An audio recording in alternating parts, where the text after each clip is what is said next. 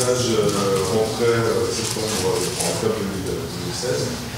Je le répète à chaque fois que c'est important. Donc, ces conférences, elles existent grâce au pavillon national, comme vous appelez, grâce à la FFP, c'est la Fédération française du paysage à laquelle je vous invite tous à venir adhérer pour les étudiants et qui sont d'accord. La FFP défend les paysagistes concepteurs dans toutes les institutions. Et là, on vient de passer une loi assez historique, la loi biodiversité, qui reconnaît le titre de paysagiste concepteur au niveau de la loi. Du coup, on ne s'appellera plus architecte paysagiste, aux grandes dames de certains, mais paysagiste concepteur. Il y a d'autres batailles qui sont engagées au futur. Sur les expériences de paysage, donc il va y en avoir toute l'année. Il va y avoir un changement à partir de janvier où elles vont beaucoup plus être orientées sur la problématique de la métropole, la métropolisation, que ce soit à Paris. Donc il va y avoir Alexandre Chemetov qui va venir fin janvier. Il y a d'autres paysagistes aussi qui vont venir. Voilà, le but c'est de parler de la métropole sur toute l'année 2017. D'autres actions, je vais laisser la parole à Béatrice. Donc on a le 25 janvier, 25 novembre prochain, le bal des paysagistes et le palmarès des diplômes de paysage de France que la FFP organise au national avec la coordination Île-de-France. Et puis on a inscrit aussi cette année un travail cellule métropole paysage et on vous invitera aussi en décembre à une déclaration des paysagistes concepteurs d'Île-de-France face à la métropole du Grand Paris, à tous les projets de jeunesse du Grand Paris et à venir. Voilà. Et sinon, au national, cette année, c'est l'année des états généraux du métier de paysagiste. Donc, il y aura plusieurs actions un peu partout en région et pendant l'Assemblée générale nationale aussi sur l'avancée de notre métier, le développement de notre métier, les ouvertures et les transformations de ce métier aujourd'hui. Voilà.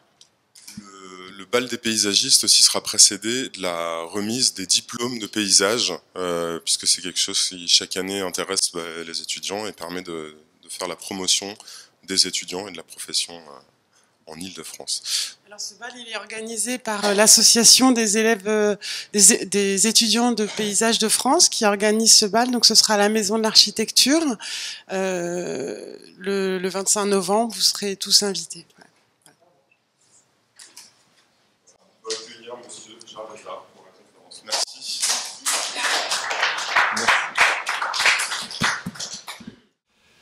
Je vous remercie d'être venu. Je compte des amis et surtout des gens qui préfèrent le frais à la conserve.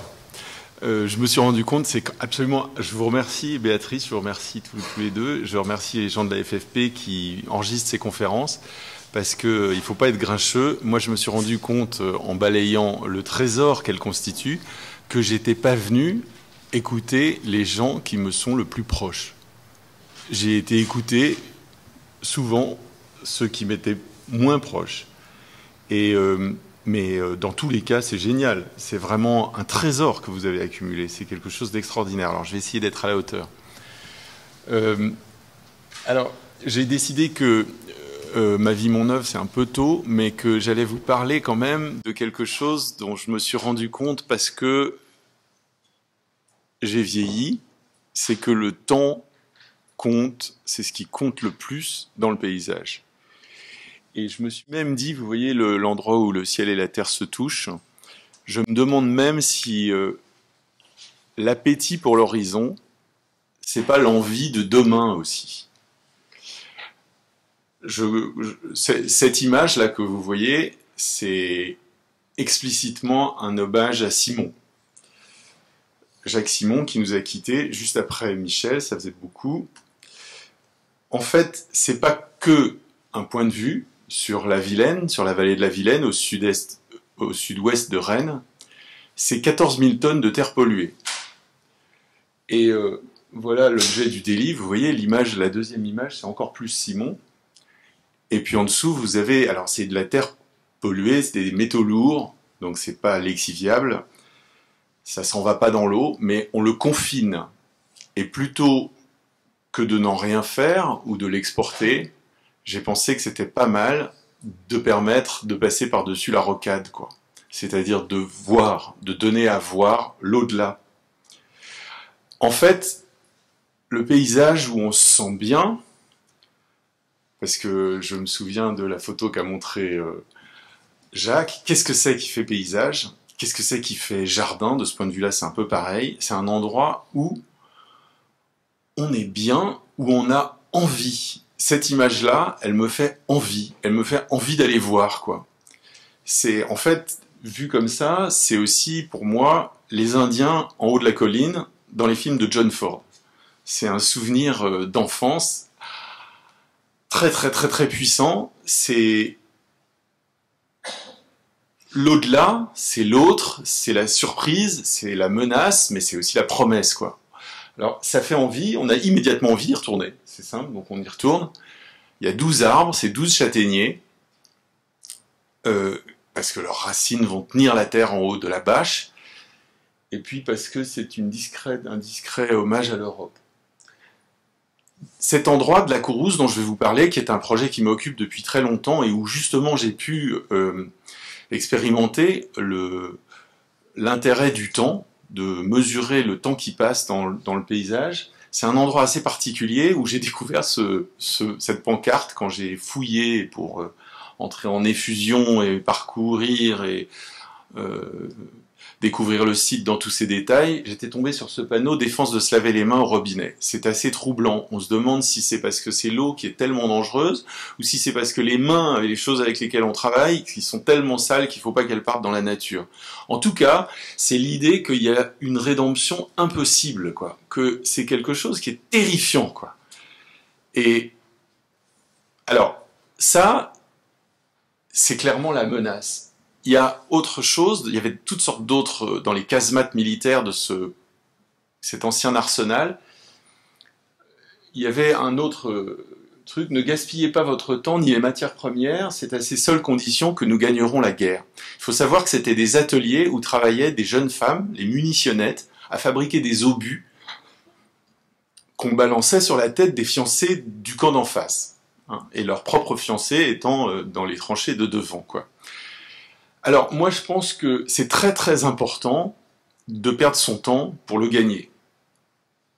Et que peut-être que la guerre doit être gagnée contre le réchauffement planétaire, mais que il faut pas penser comme ça, quoi.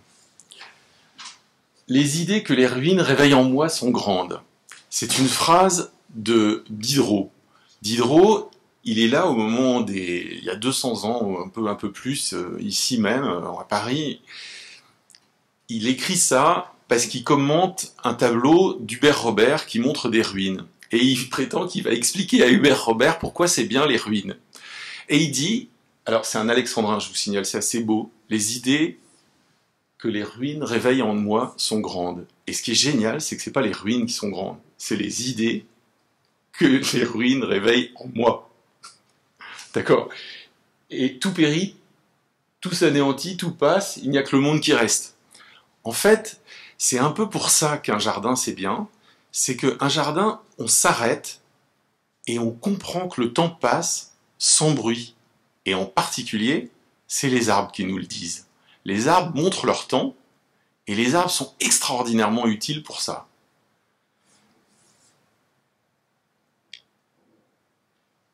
Alors maintenant, on va attaquer le vif du sujet. Voilà les 140 hectares de la zone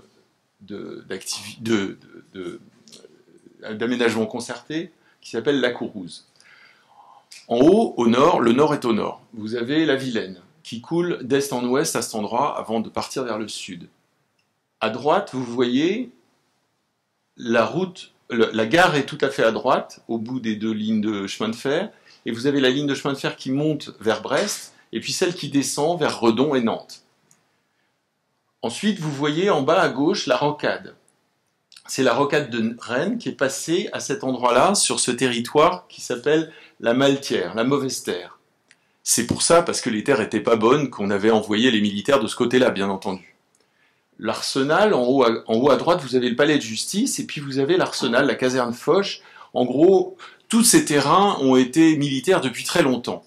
C'est pour ça qu'ils ont été consacrés à fabriquer des munitions. On a exporté d'abord l'arsenal, puis les fabriques de munitions, tout ce qui était dangereux, qui pouvait exploser. Ensuite, vous avez bien sûr la présence des rails, qui est une aide au transport des choses lourdes, comme les obus.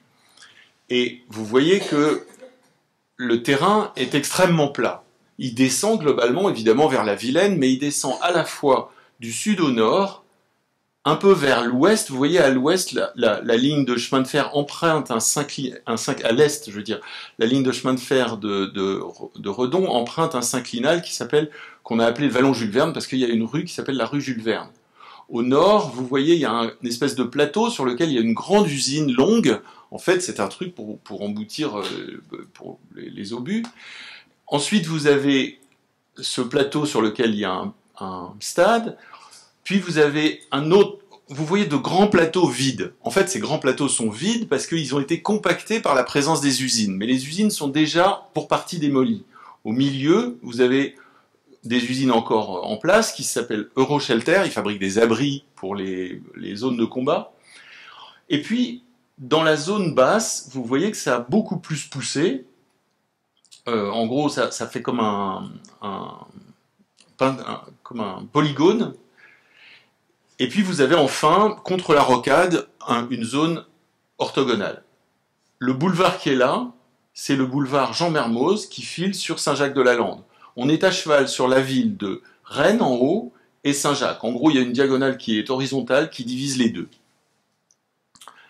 Voilà le projet qu'on a fait en 2003-2004. En fait, c'était l'année 2003, avec Paola Vigano et Bernardo Secchi qui m'ont appelé pour travailler avec eux à une étude de définition qui a duré 1 an. Il faut savoir qu'elle a été lancée par Rennes Métropole, qui est donc une des premières collectivités, intercommunalités, et donc c'était intercommunal parce que, vous voyez, il y a des infrastructures d'intérêt intercommunal, mais aussi parce que c'était à cheval sur les deux communes. Le champion récent de l'aménagement à Rennes, c'était Alexandre Chemetov qui avait fait Maï-Mabilais. Le champion un peu de l'aménagement à Saint-Jacques, c'était Bruel et Delmar qui avaient fait la Morinette. Ces deux personnes, je les connaissais très bien et je les estimais beaucoup, toujours. Et donc j'étais incroyablement heureux que Bernardo Secchi, que je connaissais beaucoup moins, mais je l'avais aperçu, je l'avais croisé à Rouen, et j'avais eu l'occasion de lui dire que je trouvais formidable ce qu'il faisait avec Paola Vigano. Et du coup, ils m'ont appelé parce que peut-être on leur recommandait de prendre un paysagiste, et ils se sont dit, tant qu'à faire, qu'il soit français. Voilà. En plus, comme je n'étais pas du tout connu, je ne serais pas encombrant, quoi. Voilà. Alors, vous voyez sur ce plan-là que je pense qu'il faut que sur ce plan, je vous donne grosso modo les noms pour que vous puissiez ensuite suivre. Alors, au milieu, c'est le campus des militaires qui reste, qui s'appelle le 16e groupement d'artillerie, et maintenant GSBDD, je ne sais plus ce que ça veut dire. C'est le milieu. Ils étaient censés rester. Tout autour, vous voyez des zones boisées. Ce sont les friches qui ont été reconquises par la végétation et à partir desquelles on a choisi de construire le quartier. C'est-à-dire, dès le départ, on nous avait demandé d'établir depuis en haut à droite, le vallon Jules Verne, jusqu'en bas à gauche, la butte que je vous ai montrée au-dessus de la rocade, elle est en bas à gauche, et vous avez donc la vallée de la Vilaine, la Prévalais, qui s'étend sur le bas à gauche. On nous avait demandé une coulée verte, en nous disant, voilà, c'est l'occasion de relier le centre de Rennes à la Prévalais, qui est le bois de Boulogne, un peu un des poumons verts de la métropole, il ne faut pas la rater. Et la réponse a été de dire, au lieu de faire l'avenue Foch, on va faire une éponge verte, on va utiliser la végétation qui est là, la renforcer bien entendu, et fabriquer tout le quartier, tout ce morceau de ville, et c'est pas un quartier, c'est un morceau de ville, à partir de cette infrastructure que doit être le paysage. Je dis que l'équipe des urbanistes était attachée à dire que c'était un morceau de ville et pas un quartier, et aujourd'hui, je pense qu'on aurait dû dire les Kourouze au lieu de la Kourouze, tellement c'est vrai qu'on a choisi de construire à chaque site une autre forme. Cette espèce d'attention considérable portée au site, c'était quelque chose qui était très particulier dans le désir de Bernardo Secchi et Paola Vigano, qui sont des gens qui sont familiers d'une manière de penser proche de celle de Grégotti, qui se trouve avoir inspiré aussi Michel Corajou, qui m'a formé, entre autres. Cette famille de pensée, elle vient notamment... Alors, tout ça a été étudié par Stéphane Delorme récemment, dans un travail absolument remarquable que je vous recommande, parce qu'il m'a moi-même illuminé par sa pertinence. Corajou nous raconte que Grégotti disait que l'origine de l'architecture, c'était pas la cabane, c'était la pierre dressée dans un champ par un agriculteur. Que l'agriculture, c'était la géographie volontaire, et que c'était là qu'était l'origine de l'architecture. Les rapports complexes qu'il y a entre l'architecture et le paysage sont tels que je ne vais pas rentrer là-dedans, mais ce qui est sûr, c'est que Michel Corajou, il n'a pas fait sa carrière de paysagiste contre la ville, mais avec la ville. Il ne fait pas partie des paysagistes qui sont les paysagistes nostalgiques de l'avant la ville. Il fait partie au contraire d'une école qui pense que la ville et la campagne fabriquent le paysage. Et qu'il faut trouver dans le projet de paysage quelque chose qui réunisse les deux et qui voit dans les deux, en particulier aussi dans la campagne, l'empreinte de l'homme, la trace du projet, de la présence de la vie de l'homme. Alors, vous voyez que dans cette maquette, qui est la maquette du concours de 2003, vous voyez, en gros là, j'ai renversé la carte, on est maintenant au nord et on regarde vers le sud. Donc vous voyez la rocade en haut à droite, vous voyez le boulevard Mermoz qui file comme ça, de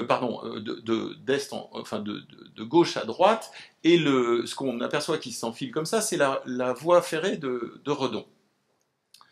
Vous voyez tout de suite que du nord au sud, il y a un axe, quoi. On va dire, c'est une voie qui permet de traverser ce camp fermé. Oui, j'ai oublié de dire que le camp militaire en question, c'était quelque chose qui était ôté à la ville, enfermé dans des murs et parfaitement impénétrable pour tous les riverains et tous les Rennais.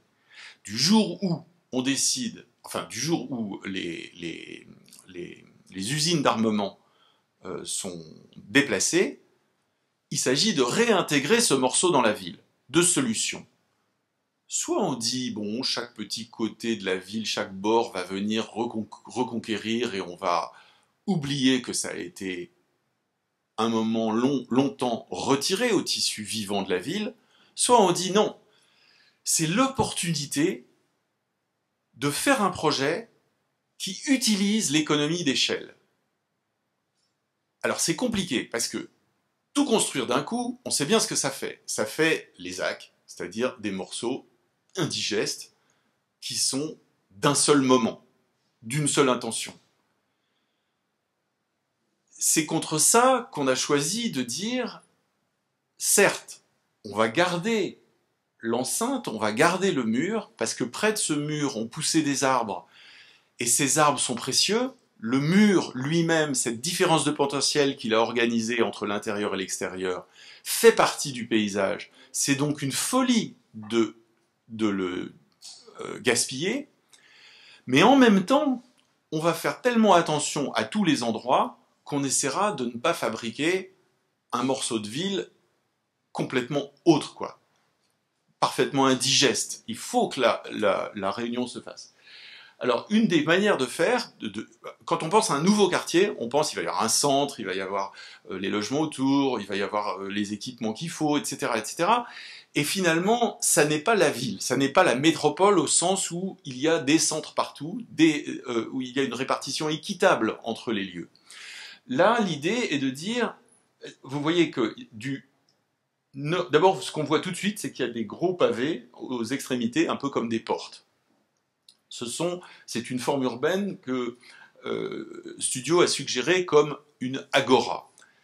Ensuite, vous avez des zones où les bâtiments sont manifestement plus denses. Un pôle au nord, donc en bas de l'image, un pôle au centre, sur l'axe nord-sud, et vous voyez tout de suite, il y a un axe est-ouest, j'ai oublié d'en parler, c'est l'avenue Jules Magniez, et en fait, on l'a appelé pendant longtemps la Parkway.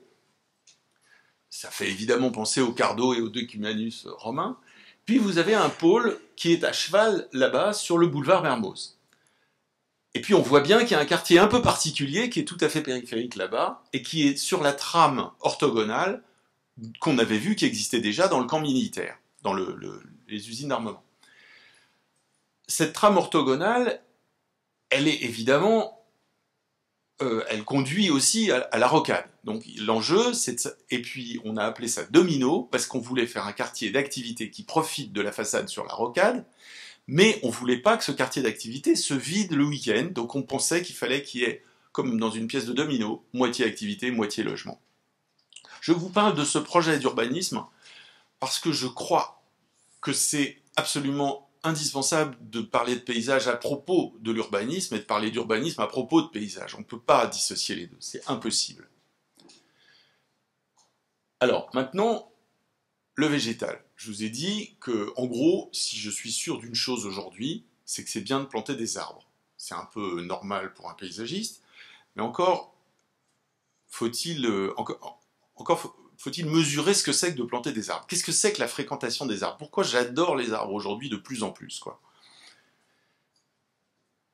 Alors, là, c'est les arbres existants. Vous voyez cette éponge verte dont on parlait. On a dû faire l'inventaire.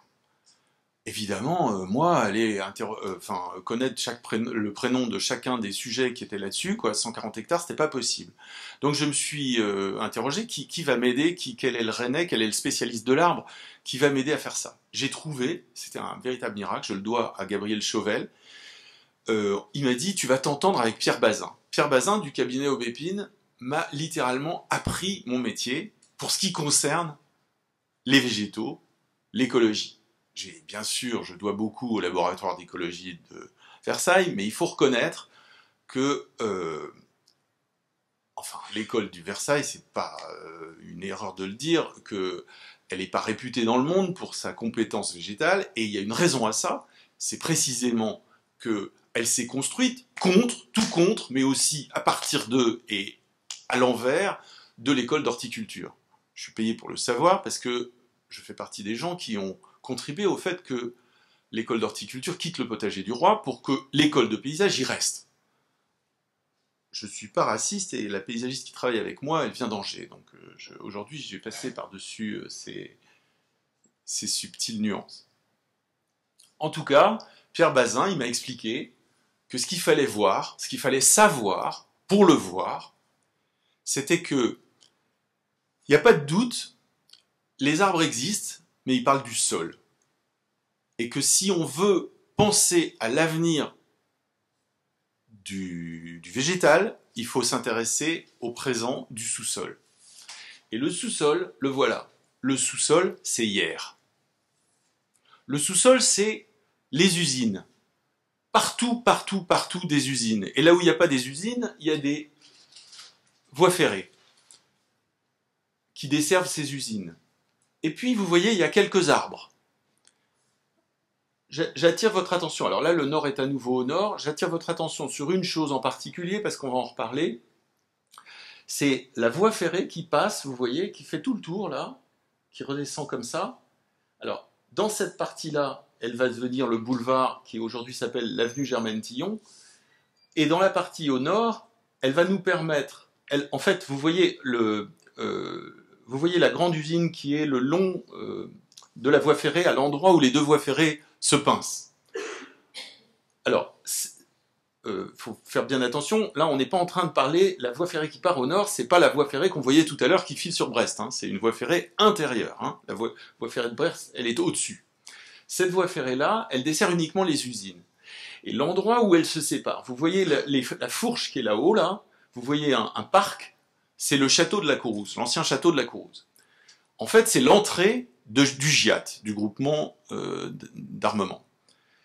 Ce seuil des usines, toutes les usines, tout le site industriel était adressé par là, depuis Rennes, va être coupé par un boulevard, enfin la rue qui descend du nord, là, qui s'appelle la rue Claude Bernard, va être doublée, enfin prolongée par un pont qui va venir interrompre les deux voies ferrées, qui va passer au-dessus plus exactement, pour rejoindre vers le sud ce boulevard, le boulevard Mermoz, et surtout la route de Nantes qui descend et continuer de faire la première ceinture autour de Rennes.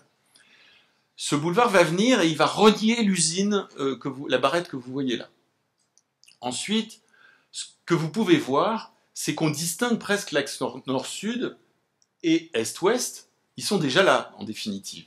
À part que l'est-ouest, c'est l'entrée là-haut, et ça file vers là, alors que la barrette qui est au milieu, là, va desservir la zone militaire qui subsiste, qui correspond au milieu, là. L'usine qui est en bas va disparaître, c'était la gare, qui desservait, où arrivaient les trains qui prolongeaient par le sud, desservaient ces ateliers. Ces ateliers vont disparaître. Vous voyez, au centre, en fait, il y a deux centres, hein, puisqu'il y a un centre qui est en bas, entre cette transversale et l'axe nord-sud, qui va s'appeler la rue Jeanne-Laurent, et puis il y a un centre en haut, entre la future, en fait l'avenue Jules Magniez va partir de là-bas à droite, et puis elle va aller à l'angle en haut à gauche. Tous les vergers qui sont là-haut à gauche vont devenir le faubourg de Clenay. Entre ces deux centres, on va établir le cœur du quartier qui s'appellera le pôle Courrouze. Pour moi, c'est très important de vous décrire le projet sur cette carte-là, qui est une photo aérienne de 1926. Après, ça ira plus vite. Voilà la photo aérienne oblique de 1965. Donc 26-65, vous voyez, il s'est passé un peu du temps, et les arbres ont poussé. Les usines ont déjà pas mal déménagé. Vous voyez, alors, le boulevard, le prolongement de la rue de tout à l'heure, là, on est revenu dans l'autre sens, hein. Le prolongement de la rue de tout à l'heure n'est pas là, mais vous voyez le château d'eau, et là on voit la voie ferrée vers Redon. Ça, c'est la voie ferrée vers Brest en bas à droite, là. Et puis, au fond, le camp des Dominos, enfin Lyotet, qui va devenir Domino, et la rocade va s'installer notamment à côté du château d'eau qui est tout à fait en haut à droite. Et puis vous apercevez, près du château d'eau, là-bas, une grande haie bocagère, enfin une sorte d'allée cavalière, qui va être à l'origine de l'aménagement de Germaine-Tillon. Ce que je crois, c'est qu'on sous-estime d'une façon fantastique l'intérêt de l'observation des arbres sur les photos aériennes. C'est quelque chose d'extraordinaire, les arbres. C'est un véritable enregistrement, quoi. Il faudrait dire aux étudiants, commencez par regarder les arbres sur les photos aériennes. Parce que vous pouvez les retrouver. Il m'est arrivé un truc incroyable. En 2003-2004, j'ai été prendre des photos. Vous voyez, c'était tellement grand cet endroit-là. J'ai pris des milliers de photos, mais j'étais incapable de savoir où j'étais. C'était trop compliqué. Pour faire cette conférence-là, je travaille dessus depuis 14 ans. J'ai pris quelque chose comme 5000 photos par an, 3000 en moyenne, au début 1000, puis 2000, puis 3000, puis 5000 en fonction de l'avancée des chantiers. Autrement dit, j'ai quelque chose comme 45 000 photos, 50 000 photos.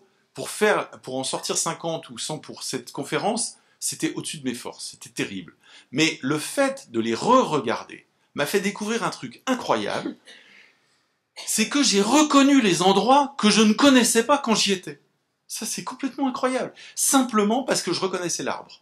L'arbre, il existe toujours, il porte son temps, il a le visage qu'il avait enfant, c'est ça qui est incroyable, il est aussi individuel que vous, moi, et il est un allié fantastique quand il s'agit de vivre, de durer, de supporter qu'on vieillit, justement, et qu'on traverse, de comprendre que pour vivre bien aujourd'hui, il faut accepter qu'il y a eu hier, quoi. Et c'est la condition, évidemment, de demain. Voilà comment c'est aujourd'hui. Alors ça, c'est quoi? C'est le plan que produit Apple. C'est une image virtuelle recomposée en 3D. Et c'est très pratique parce que quand vous le tournez, vous êtes comme si vous étiez au-dessus de la réalité, comme si c'était devenu une maquette. Alors les arbres sont assez monstrueux parce qu'il n'y a rien de plus difficile à modéliser qu'un arbre, évidemment. Il y a toutes les feuilles. Alors c'est juste l'enfer, quoi. Ça ressemble à de la barbe à papa, mais vous voyez en gros ce que c'est devenu. Donc, je reviens en arrière, je reviens en avant. Je reviens en arrière, je reviens en avant. Vous voyez d'abord le pont qui est arrivé là.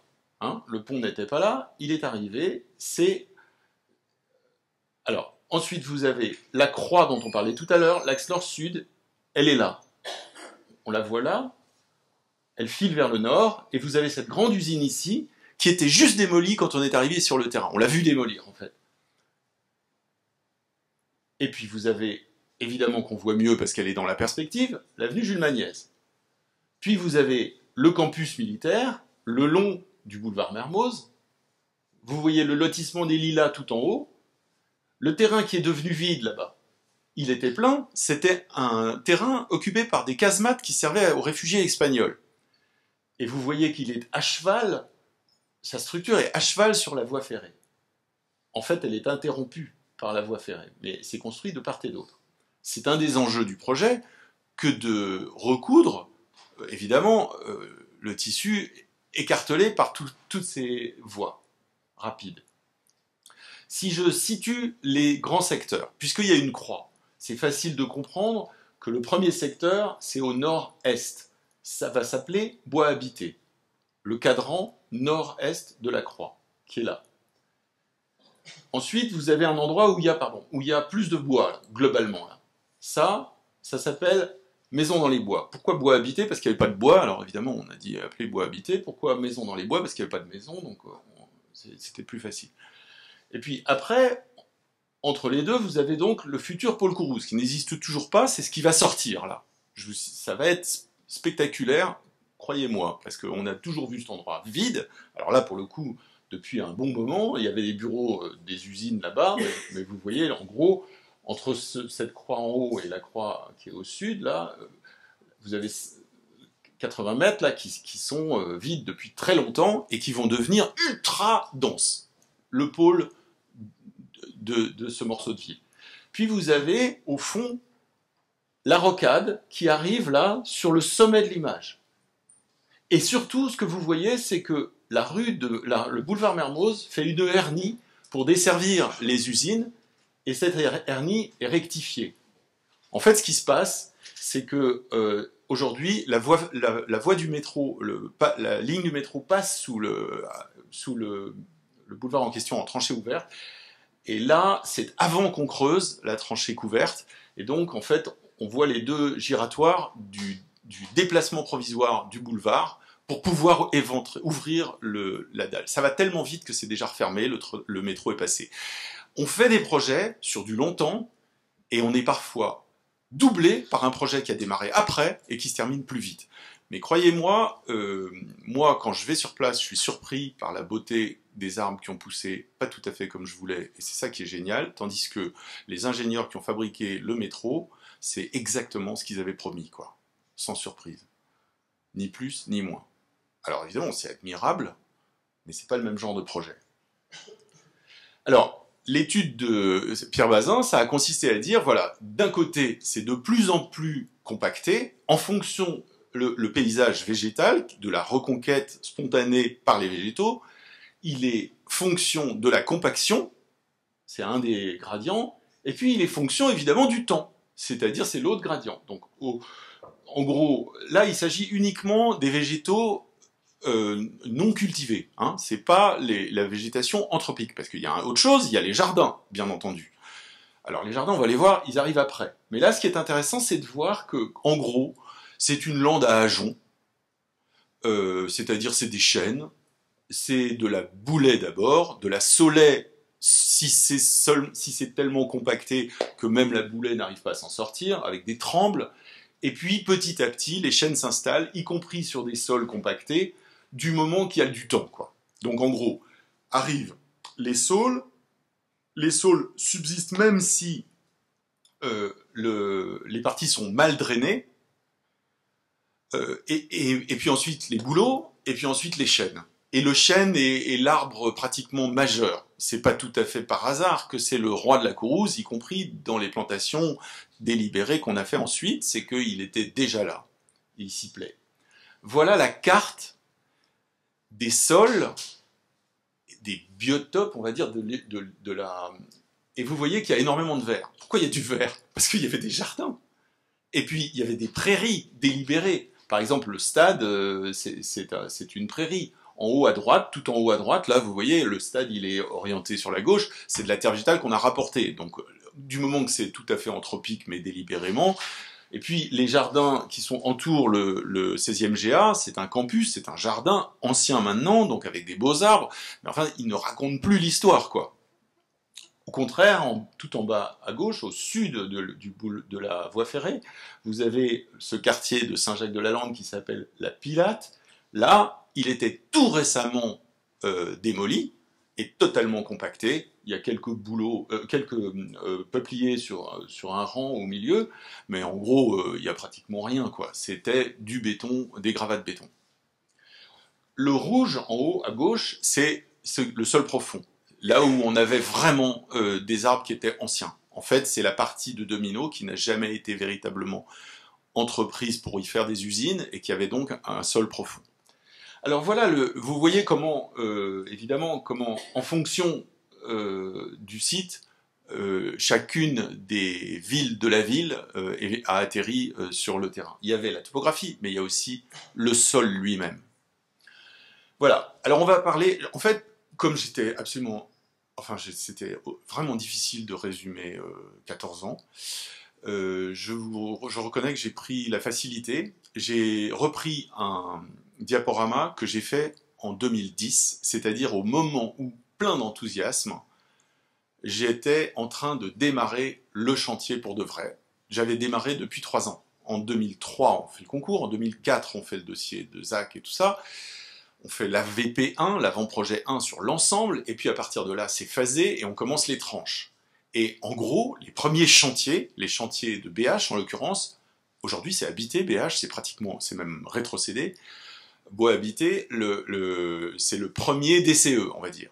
Et puis c'est le premier chantier, ensuite on s'occupe de Domino au sud, puis de Pilate, puis de MDB, bref. Les chantiers se déroulent les uns après les autres, mais il y a eu un moment donné où il y avait énormément de chantiers, et moi, qui avais fait du chantier, mais pas tant que ça, c'était l'euphorie. J'ai pris toutes les photos, et j'ai voulu témoigner à Saint-Jacques-de-la-Lande, aux riverains, lors des réunions de concertation, à quel point le chantier était un truc extraordinaire. Je dois aussi à Alexandre Chemetov de m'avoir ouvert les yeux sur les mérites du suivi de chantier, parce que le suivi de chantier, c'est comme le temps de l'esquisse, c'est le temps du projet. C'est un analogon. Si le paysage c'est un processus, alors le processus de l'esquisse, c'est quelque chose qui vous permet de vous intéresser au paysage, et le processus du chantier, il n'est pas à négliger évidemment, puisque c'est pareil. Alors, du coup, j'ai fait un premier diaporama où j'ai montré, voilà, comme le cours de maîtrise d'œuvre que j'avais appris à faire avec Alexandre Chemetov, les sols, l'eau, les milieux, les végétaux. Et puis, à la fin, les figures du projet. J'ai rêvé de dire... Je parle à des paysagistes, je vais ne leur parler que des figures du projet. J'ai rêvé d'être capable de vous dire, je vais vous montrer que le projet, que mes dessins. Mais franchement, c'est pas possible, et pour une raison assez simple, c'est que le projet à deux, avec Studio, c'est compliqué. Et que le dessin, peut-être c'est pas mon fort, mais surtout, ça leur appartient. Donc il y a quelque chose, moi je suis évidemment co-auteur de ce projet, mais je suis d'autant plus co-auteur que Paola Vigano, Bernardo Secchi étaient aussi sur le Grand Paris, sur le Grand Moscou, et que je me suis un peu fait la vestale de ce chantier, je crois qu'il ne me démentirait pas. J'ai beaucoup été sur place, et le merlon de terre polluée que je vous ai montré tout à l'heure, par exemple, eh ben, pendant très longtemps, les arbres, ils n'étaient pas sur les plans, quoi. Voilà. Ils sont arrivés comme ça, un peu comme Simon, quoi. Ils plantaient décidément sur le chantier avec les bulles, quoi. Et c'était pas, c'est un peu une circonstance. C'est pas parce que j'ai la puissance créatrice de Simon, c'est juste parce que ça s'est fait comme ça. Voilà. Alors, je repars de ça et je vais vous montrer les figures de projet à la fin. Mais ce que je me suis dit, c'est que pour mesurer le temps, je vais entrelarder les photos donc d'avant 2010 de photos d'aujourd'hui. Et vous allez mesurer la distance. C'est ça qui est spectaculaire. Et je pense qu'à ce moment-là, vous serez capable de mesurer l'ampleur du projet, et c'est ça qui m'intéresse. Ça, c'est un sol compacté. Évidemment, c'est un jardin magnifique, un jardin de mousse, c'est extraordinaire. C'est comme l'inondation de la Seine. À chaque fois qu'il y a un paysage qui est totalement contraint, il devient splendide. Paris inondé par la Seine, c'était l'image que Jacques a montrée, c'est évident. C'est un endroit qu'on a envie de conserver tel quel. Malheureusement, si vous voulez le refaire, c'est juste un peu compliqué, parce que si c'est comme ça, c'est parce que personne ne marche là. Hein. Alors ça existe peut-être dans les temples japonais, mais chez nous, dans un périmètre habité, c'est plus difficile à reconstituer, on va dire. Parlez-en à Clément.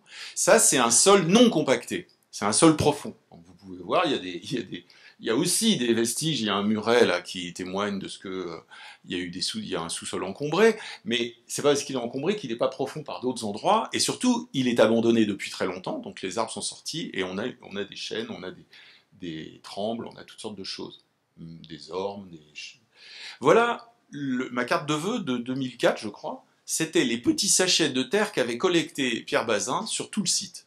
Et j'ai trouvé que c'était très conceptuel. Mais c'était vraiment ça, quoi. La diversité qui existe, c'est la diversité qu'on va faire. Ça, c'est une autre carte de vœux, c'est Terminator 6000, un grand copain. En fait, c'est c'est ce qui digère les arbres qui sont tombés pour en faire du broyat qu'on va répandre. Vous voyez que le parc du nord de Domino, l'hiver, c'était pas la joie, mais c'est devenu beaucoup plus fertile depuis qu'on a répandu ce bois broyé à l'arrache, hein, parce que ça ne broie pas des petits copeaux, hein, vous jetez un arbre dedans. En haut, là, il me balance l'arbre entier, la souche entière, avec les cailloux, tout, et à l'intérieur, ça fait un bruit absolument effrayant, et ça sort en petits morceaux comme ça. Voilà, c'est répandu. Voilà la démolition dans Maison dans les Bois, donc dans le quart sud-est, en dessous de... Alors, vous voyez Maison dans les Bois, c'est ça, la ligne de train, la voie ferrée de Redon passe à gauche, derrière les arbres, mais pas très loin, et on voit bien qu'il y avait un enjeu, c'était une clairière, c'était construire dans la clairière, mais la clairière, elle n'était pas vide, elle était encombrée par des collines, des déblais, des usines d'avant, que les militaires avaient juste béné à l'intérieur. Alors en bénant, ils étaient passés avec des engins qui avaient écrabouillé malheureusement les racines d'un certain nombre d'arbres magnifiques, donc au passage ils avaient morflé, donc les arbres qui sont autour ne sont pas tous en bon état, mais au moins on s'est dit, voilà, c'est bien si on s'installe là-dedans. Et je voulais vous montrer ce que c'est devenu. Voilà. Là, c'est les bâtiments de logement qui ont été construits, pratiquement c'est la même orientation. C'est peut-être pas tout à fait le même endroit, je pense que cette photo est un peu reculée par rapport à la photo précédente, mais surtout ce qu'elle montre, c'est qu'elle montre comment les zones qu'on n'a pas bâties, on a voulu refaire de la forêt, mais on l'a refaite sans ramener de la terre végétale. On a dit, on va garder le substrat. Et je peux vous dire que le substrat, c'était pas du gâteau. On a simplement décidé de mettre de l'humus, du terreau. Et puis on a griffé l'ensemble, et on a planté du jeune plant. Et aujourd'hui, alors c'est pas vrai, hein, je suis pas ayatollah, j'ai quand même planté quelques grands sujets, vous voyez, mais c'est des baliveaux, c'est pas non plus des trucs... Et ça, c'est aujourd'hui. C'est-à-dire qu'on a planté du chêne, on a planté du frêne, on a planté, et puis de l'ajonc, là, ce qu'on voit en premier, c'est évidemment des choses pour meubler en attendant. Mais ce qui est marrant, c'est que aujourd'hui, les frênes que j'ai plantées de 50 cm, c'est comme au Saussay, quoi. Ils font 5 mètres de haut, et c'est quelque chose d'incroyable, quoi. Je peux vous dire, avant-hier, ça c'est une photo d'avant-hier que j'ai prise en pensant à aujourd'hui, et je me suis dit, mais quelle folie j'ai d'avoir peur de leur parler de toute cette histoire, alors que les arbres que j'ai plantés me font un tel bonheur, quoi. C'est ceux-là, les tout petits, les tout jeunes, qui vous font le plus de plaisir. Parce que un jeune arbre, c'est beau, un vieil arbre, c'est beau, mais un arbre que vous avez vu pousser, c'est juste le bonheur absolu. Ça, c'est BH vu depuis l'axe est-ouest. Donc, vous devinez la Vilaine qui passe au fond. On sent l'inflexion qui conduit à une dépression, et ce qu'on aperçoit de l'autre côté, c'est les coteaux au nord de la Vilaine. Si vous vous souvenez de la maquette du début, et vous voyez, l'usine vient d'être démolie, elle était à gauche, elle prenait tout l'ensemble, pratiquement faisait les 500 mètres de long, Et puis vous avez la SNI la SNI c'est le bailleur des militaires, qui a fait des petits logements, et vous voyez ce petit lotissement qui est là, de petites maisons, en gros je pense que c'est le déclencheur de la ZAC, de la Cruz, de la commande. Parce que quand la ville de Rennes a vu que les militaires commençaient à reconstruire derrière les usines, comme la collectivité construit en troisième couronne, c'est-à-dire du pavillon avec du jardin, ils se sont dit, c'est pas possible, il faut faire quelque chose. Donc on me l'a jamais dit, mais je suis à peu près certain que l'irruption dans le paysage de ces petites bicoques a été le déclencheur de la commande de la ZAC, de la prise de conscience des... Et pour autant, vous voyez, pour construire ça, ils avaient poussé la terre et ça faisait des talus, là. Vous voyez, des buttes, quoi. Des buttes juste... Et ces buttes, elles étaient là, elles étaient plantées d'ailleurs d'arbres, d'ornements, pour cacher les usines. Et en fait, elles ont caché la démolition des usines, parce qu'on cache un truc et puis le truc se disparaît, quoi. Et ces buttes-là, la question c'était, qu'est-ce qu'on en fait? Parce que vous voyez le problème. D'abord, est-ce qu'on va construire d'autres petits pavillons? Non, évidemment. Est-ce qu'on va construire en fonction de ces autres petits pavillons? Qu'est-ce qu'on va faire des buttes? On les garde, on les déplace, comment on fait? On les efface. En fait, on a choisi de les garder en les réorientant. Vous les voyez toujours à droite. Et puis, on a décidé qu'on allait faire, donc, récupérer... donc ça, c'est le nivellement, en fait. On s'est dit, on va récupérer l'eau en surface. Donc, il va y avoir un programme au premier plan, là, mais on a planté avant de construire. L'avantage de planter avant de construire, c'est que les bâtiments, ils sortent tout de suite grands, alors que les arbres, ils prennent un peu de temps. Le même endroit, hein. Ça doit être en 2010, donc, au début du chantier, 2008 peut-être, 2010, et ça, c'est avant-hier. Donc, évidemment, c'est la ville, quoi. Mais vous voyez, le mouvement de sol, il a produit un truc invraisemblable, quoi.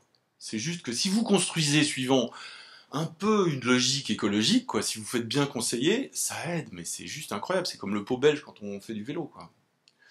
Ça, c'est les buts de terre donc, qui isolaient de la matière et qu'on a choisi.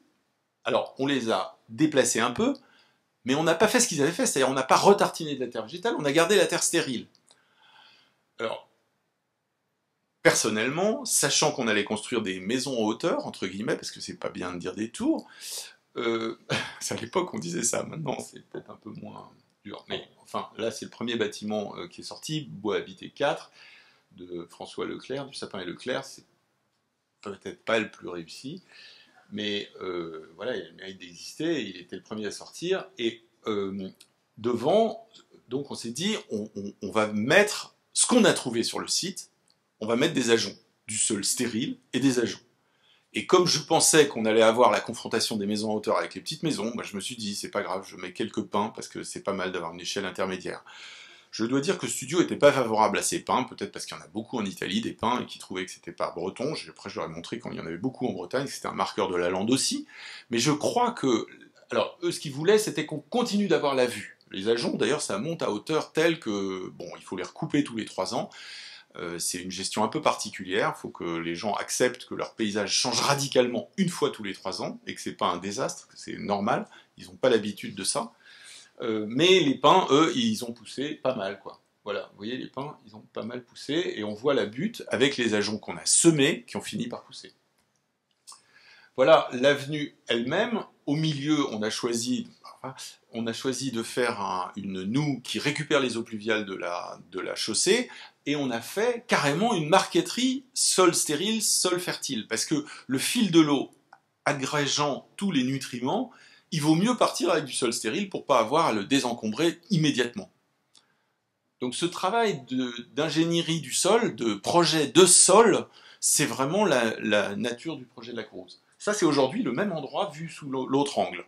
Alors, cet arbre-là, je ne l'ai pas planté en plan forestier, hein, mais c'est en même temps un blanc du Poitou, c'est un des peupliers qui va les plus vite du monde, et à côté, vous avez un charme, et puis il y a d'autres choses, il y a du Sorbier Torminalis et tout ça, et puis, mais ce qui est intéressant, c'est de voir qu'en fait, le projet, il consiste à dire, on va faire venir le bois qui est derrière, le bois de maison dans les bois, vers Bois Habité, et pour le faire franchir, c'est pas mal si on récupère l'eau de la chaussée au milieu, qui est elle-même plantée, avec les mêmes arbres. C'est-à-dire, vous voyez le peuplier qui est derrière, là, argenté, eh ben, c'est pas loin d'être le même que celui qui arrive devant, enfin, c'est l'inverse plutôt. Alors après, il faut savoir que les arbres, ils ont plus besoin de respirer que de manger, comme vous et moi, et que pour qu'ils respirent, il ne faut pas que le sol soit compacté. Du coup, si on veut faire des sols de ville, c'est-à-dire des sols sur lesquels on peut se garer, c'est pas mal de faire du mélange terre-pierre. 2 tiers de pierre, 1 tiers de terre.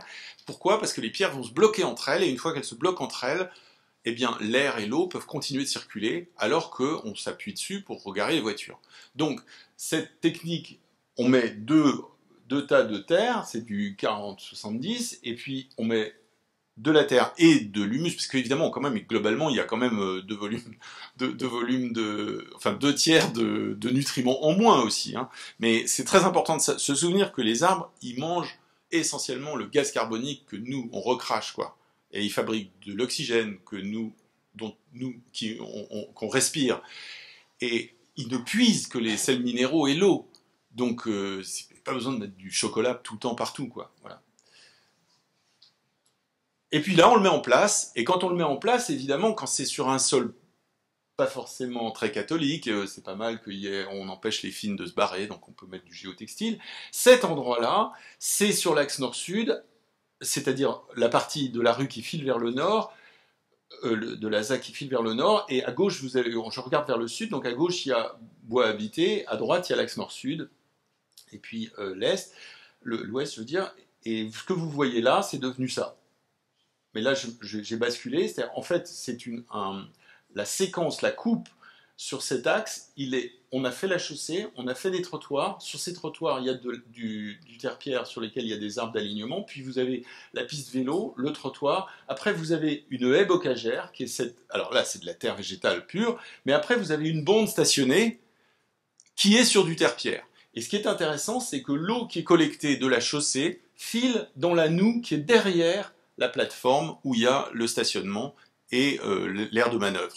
Du coup, vous avez un tuyau qui vient irriguer le terre-pierre, puisque le problème du terre-pierre, c'est que c'est très drainant. Ça ne retient pas l'eau, puisque par définition, il y a deux volumes de pierre. Alors, l'eau, justement.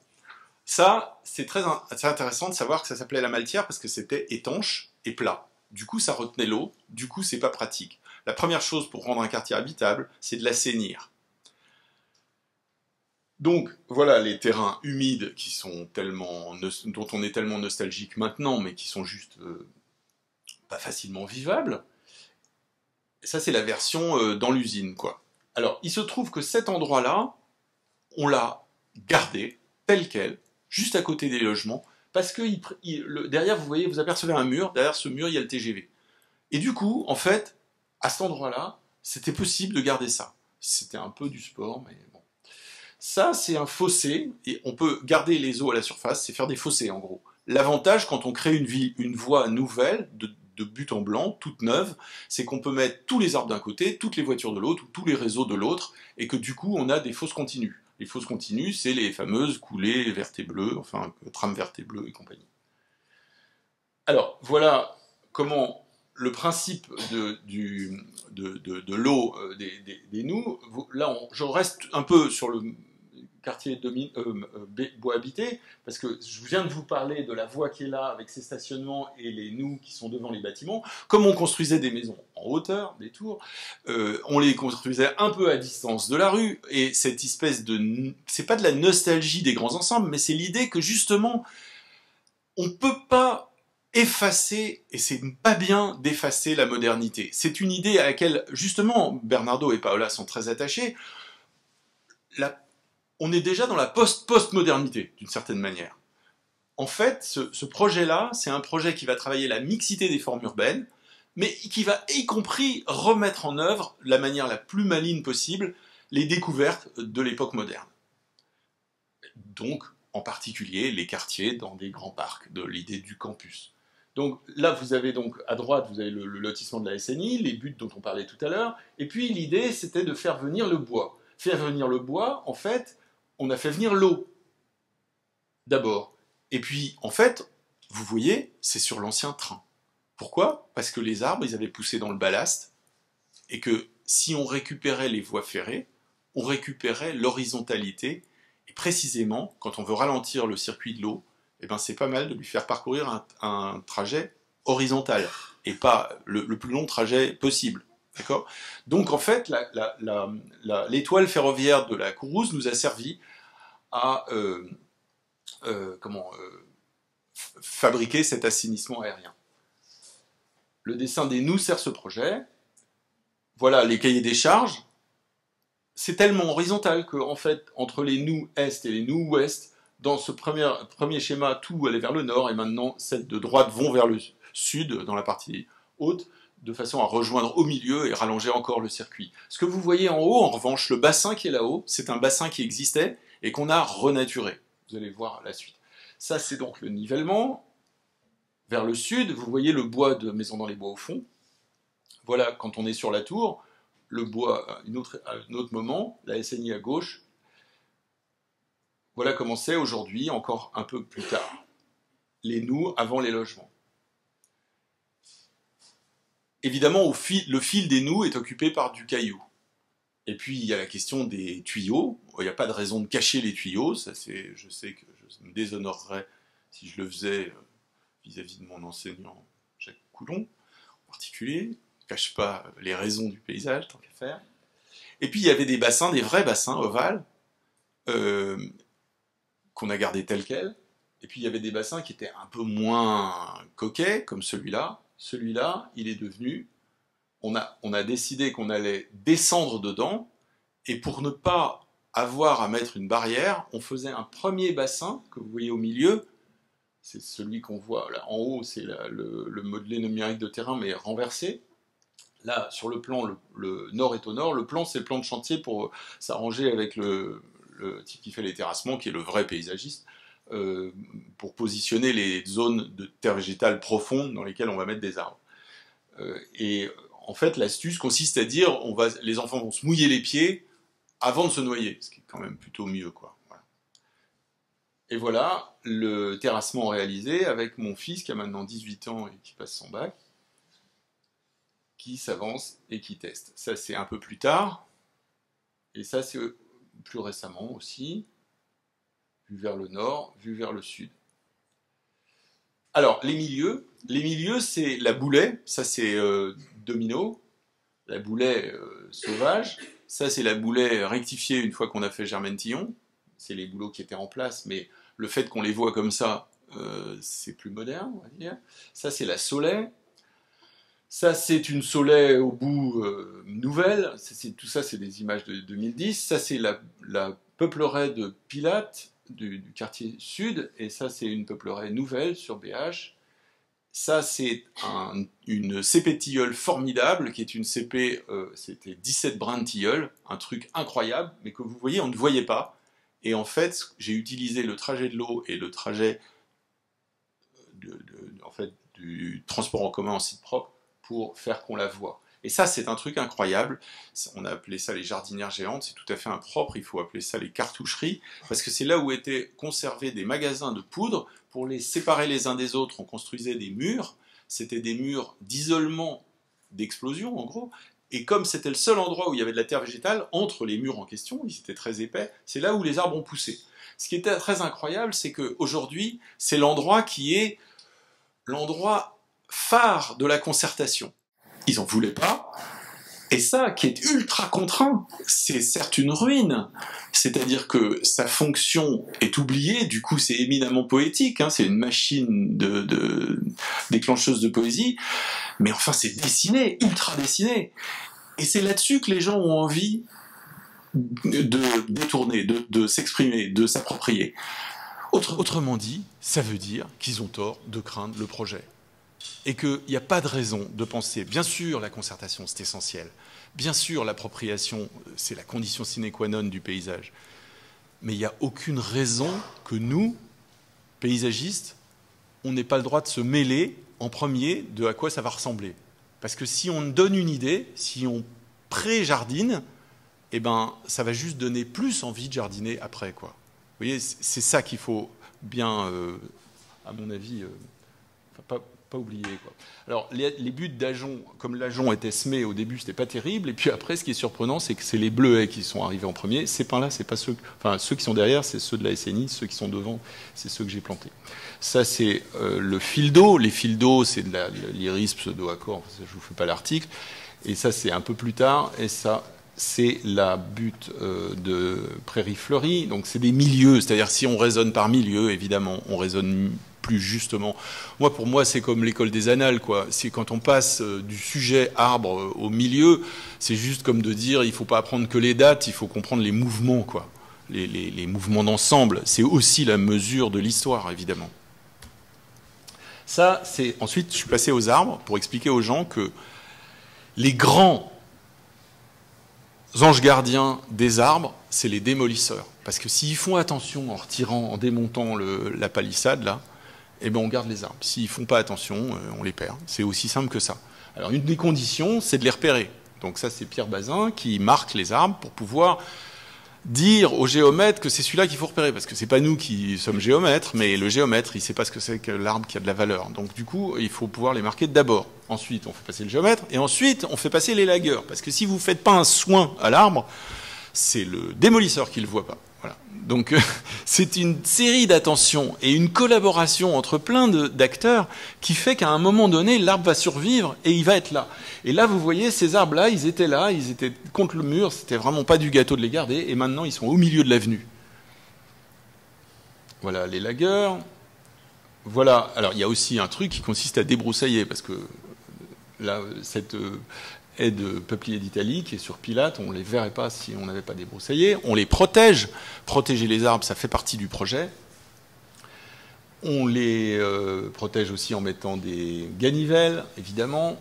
Ça, c'est le futur jardin de parc du Crédit Agricole. Ça, c'est sur BH, les ganivelles. Les ganivelles, c'est très marrant parce que, en fait, c'est une expression du conservateur du littoral en ville, quoi. D'une certaine manière, aujourd'hui on en abuse, c'est comme les nous, je veux dire, faut pas utiliser ça n'importe comment, mais c'est hyper pratique parce que c'est plus stable que les palissades de chantier, et c'est une expression de l'attention qu'on doit avoir à la nature en comprenant que les endroits où on passe pas poussent quand même, et que l'objectif c'est pas de multiplier les endroits où on passe pas, c'est d'avoir des endroits où on passe, des endroits où on passe pas, des endroits qu'on voit, et ainsi de suite, quoi. Et ça, c'est les arbres marqués en pépinière. C'est ceux qu'on achète, qui sont produits en série. Ça, c'est plusieurs formes urbaines. Les CP, je ne vous fais pas l'article. Ça, c'est l'arrivée des arbres sur place. C'est un grand moment. C'est bien d'être là. Ça, c'est le fil d'eau dans la noue. Ça, c'est la peupleraie qui démarre. Et les bâtiments qui arrivent avec la butte de jeu au fond. Les ajoncs qui finissent par sortir parce qu'on les sème et ils viennent du moment qu'il n'y a pas de terre végétale, du moment que c'est stérile, il n'y a pas de problème, ils ne sont pas concurrencés par d'autres choses. Et enfin, les tuteurs. Je dois dire que les tuteurs, c'est pas mal parce que ça aide à voir les arbres quand on ne les voit pas beaucoup au début. Voilà. Là, c'est la marqueterie de terre qu'on voyait au début. Alors maintenant, les figures du projet. On finit par y arriver. Ça, c'est la rue qui descend, qui va se prolonger par l'axe nord-sud, au nord de la Courrouze, qui s'appelle Philippe Lebon. Et vous voyez qu'il y a un chêne magnifique dans l'axe. Et puis, il y a d'autres choses. Il y a un platane qu'on n'a pas pu garder. Le pari de mettre les agoras à l'entrée du site, c'était le pari d'assumer qu'on allait construire haut en face de ces petits pavillons. Et que, par contre, la voirie, elle n'allait pas éventrer le site. Donc, la voirie, le bâtiment s'est construit différent du bâtiment qui existe, du tissu pavillonnaire de Clenay qui existait petit, mais par contre, la chaussée, elle, c'est-à-dire c'est l'inverse de d'habitude. Aujourd'hui, on laisse les chaussées, la chaussée, c'est pas de la culture, quoi. On les laisse défoncer le paysage, et au contraire, on fait semblant de faire du schtroumpf, parce qu'il y a du schtroumpf avant, quoi. C'est l'audace de l'urbanisme, c'est de reposer les questions exactement comme nous, on les repose, quoi. Ça, c'est aujourd'hui, le même endroit. Alors, c'est même pas aujourd'hui, ça c'est en 2010. Mais le bâtiment a poussé, on a gardé le chêne, mais pour sauver ce chêne, on a un S considérable dans la chaussée, à un endroit où, en plus, il est utile parce que ça permet de descendre les 3 mètres de dénivelé entre la plateforme et le truc. C'est très étrange, mais moi je peux vous dire que quand j'ai vu ça sur le plan, je me suis dit où on va, et quand je l'ai vu sorti, j'ai admiré. Donc c'est vraiment un plaisir de travailler dans ces conditions-là. Le même endroit vu dans l'autre sens. Maintenant, c'est le contre-champ. Je regarde vers le tissu urbain de Clenay et je suis sur le plateau. Vous voyez que le mur qu'on voyait tout à l'heure, en fait, c'est quasiment un mur de soutènement. En fait, c'est pas un mur de soutènement parce qu'évidemment, comme il n'était pas fait pour faire mur de soutènement, toutes les usines qui démolissent petit à petit et qui font monter le sol, on les retient avant le mur, quoi. Vous voyez, pour pas que ça le pousse et que ça le détruise. Donc c'est pas vraiment un mur de soutènement, mais cette espèce d'effet de AA avant le mur, c'était quelque chose de tout à fait étonnant.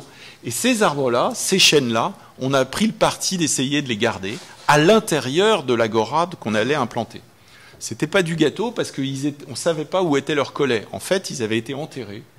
Et comme il fallait dépolluer, on a choisi de retirer 30 cm de sol autour, ce qui, en général, quand on fait ça sur un arbre, est totalement fatal.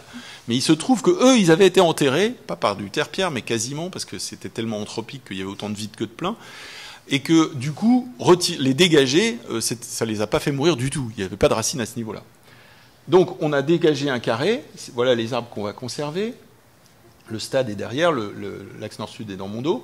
Puis, on a tracé l'intérieur de l'agora en faisant le trou par où on a mis des piliers pour ensuite couler les parois qui sont en fait l'intrado du parking souterrain qui entoure tout l'îlot.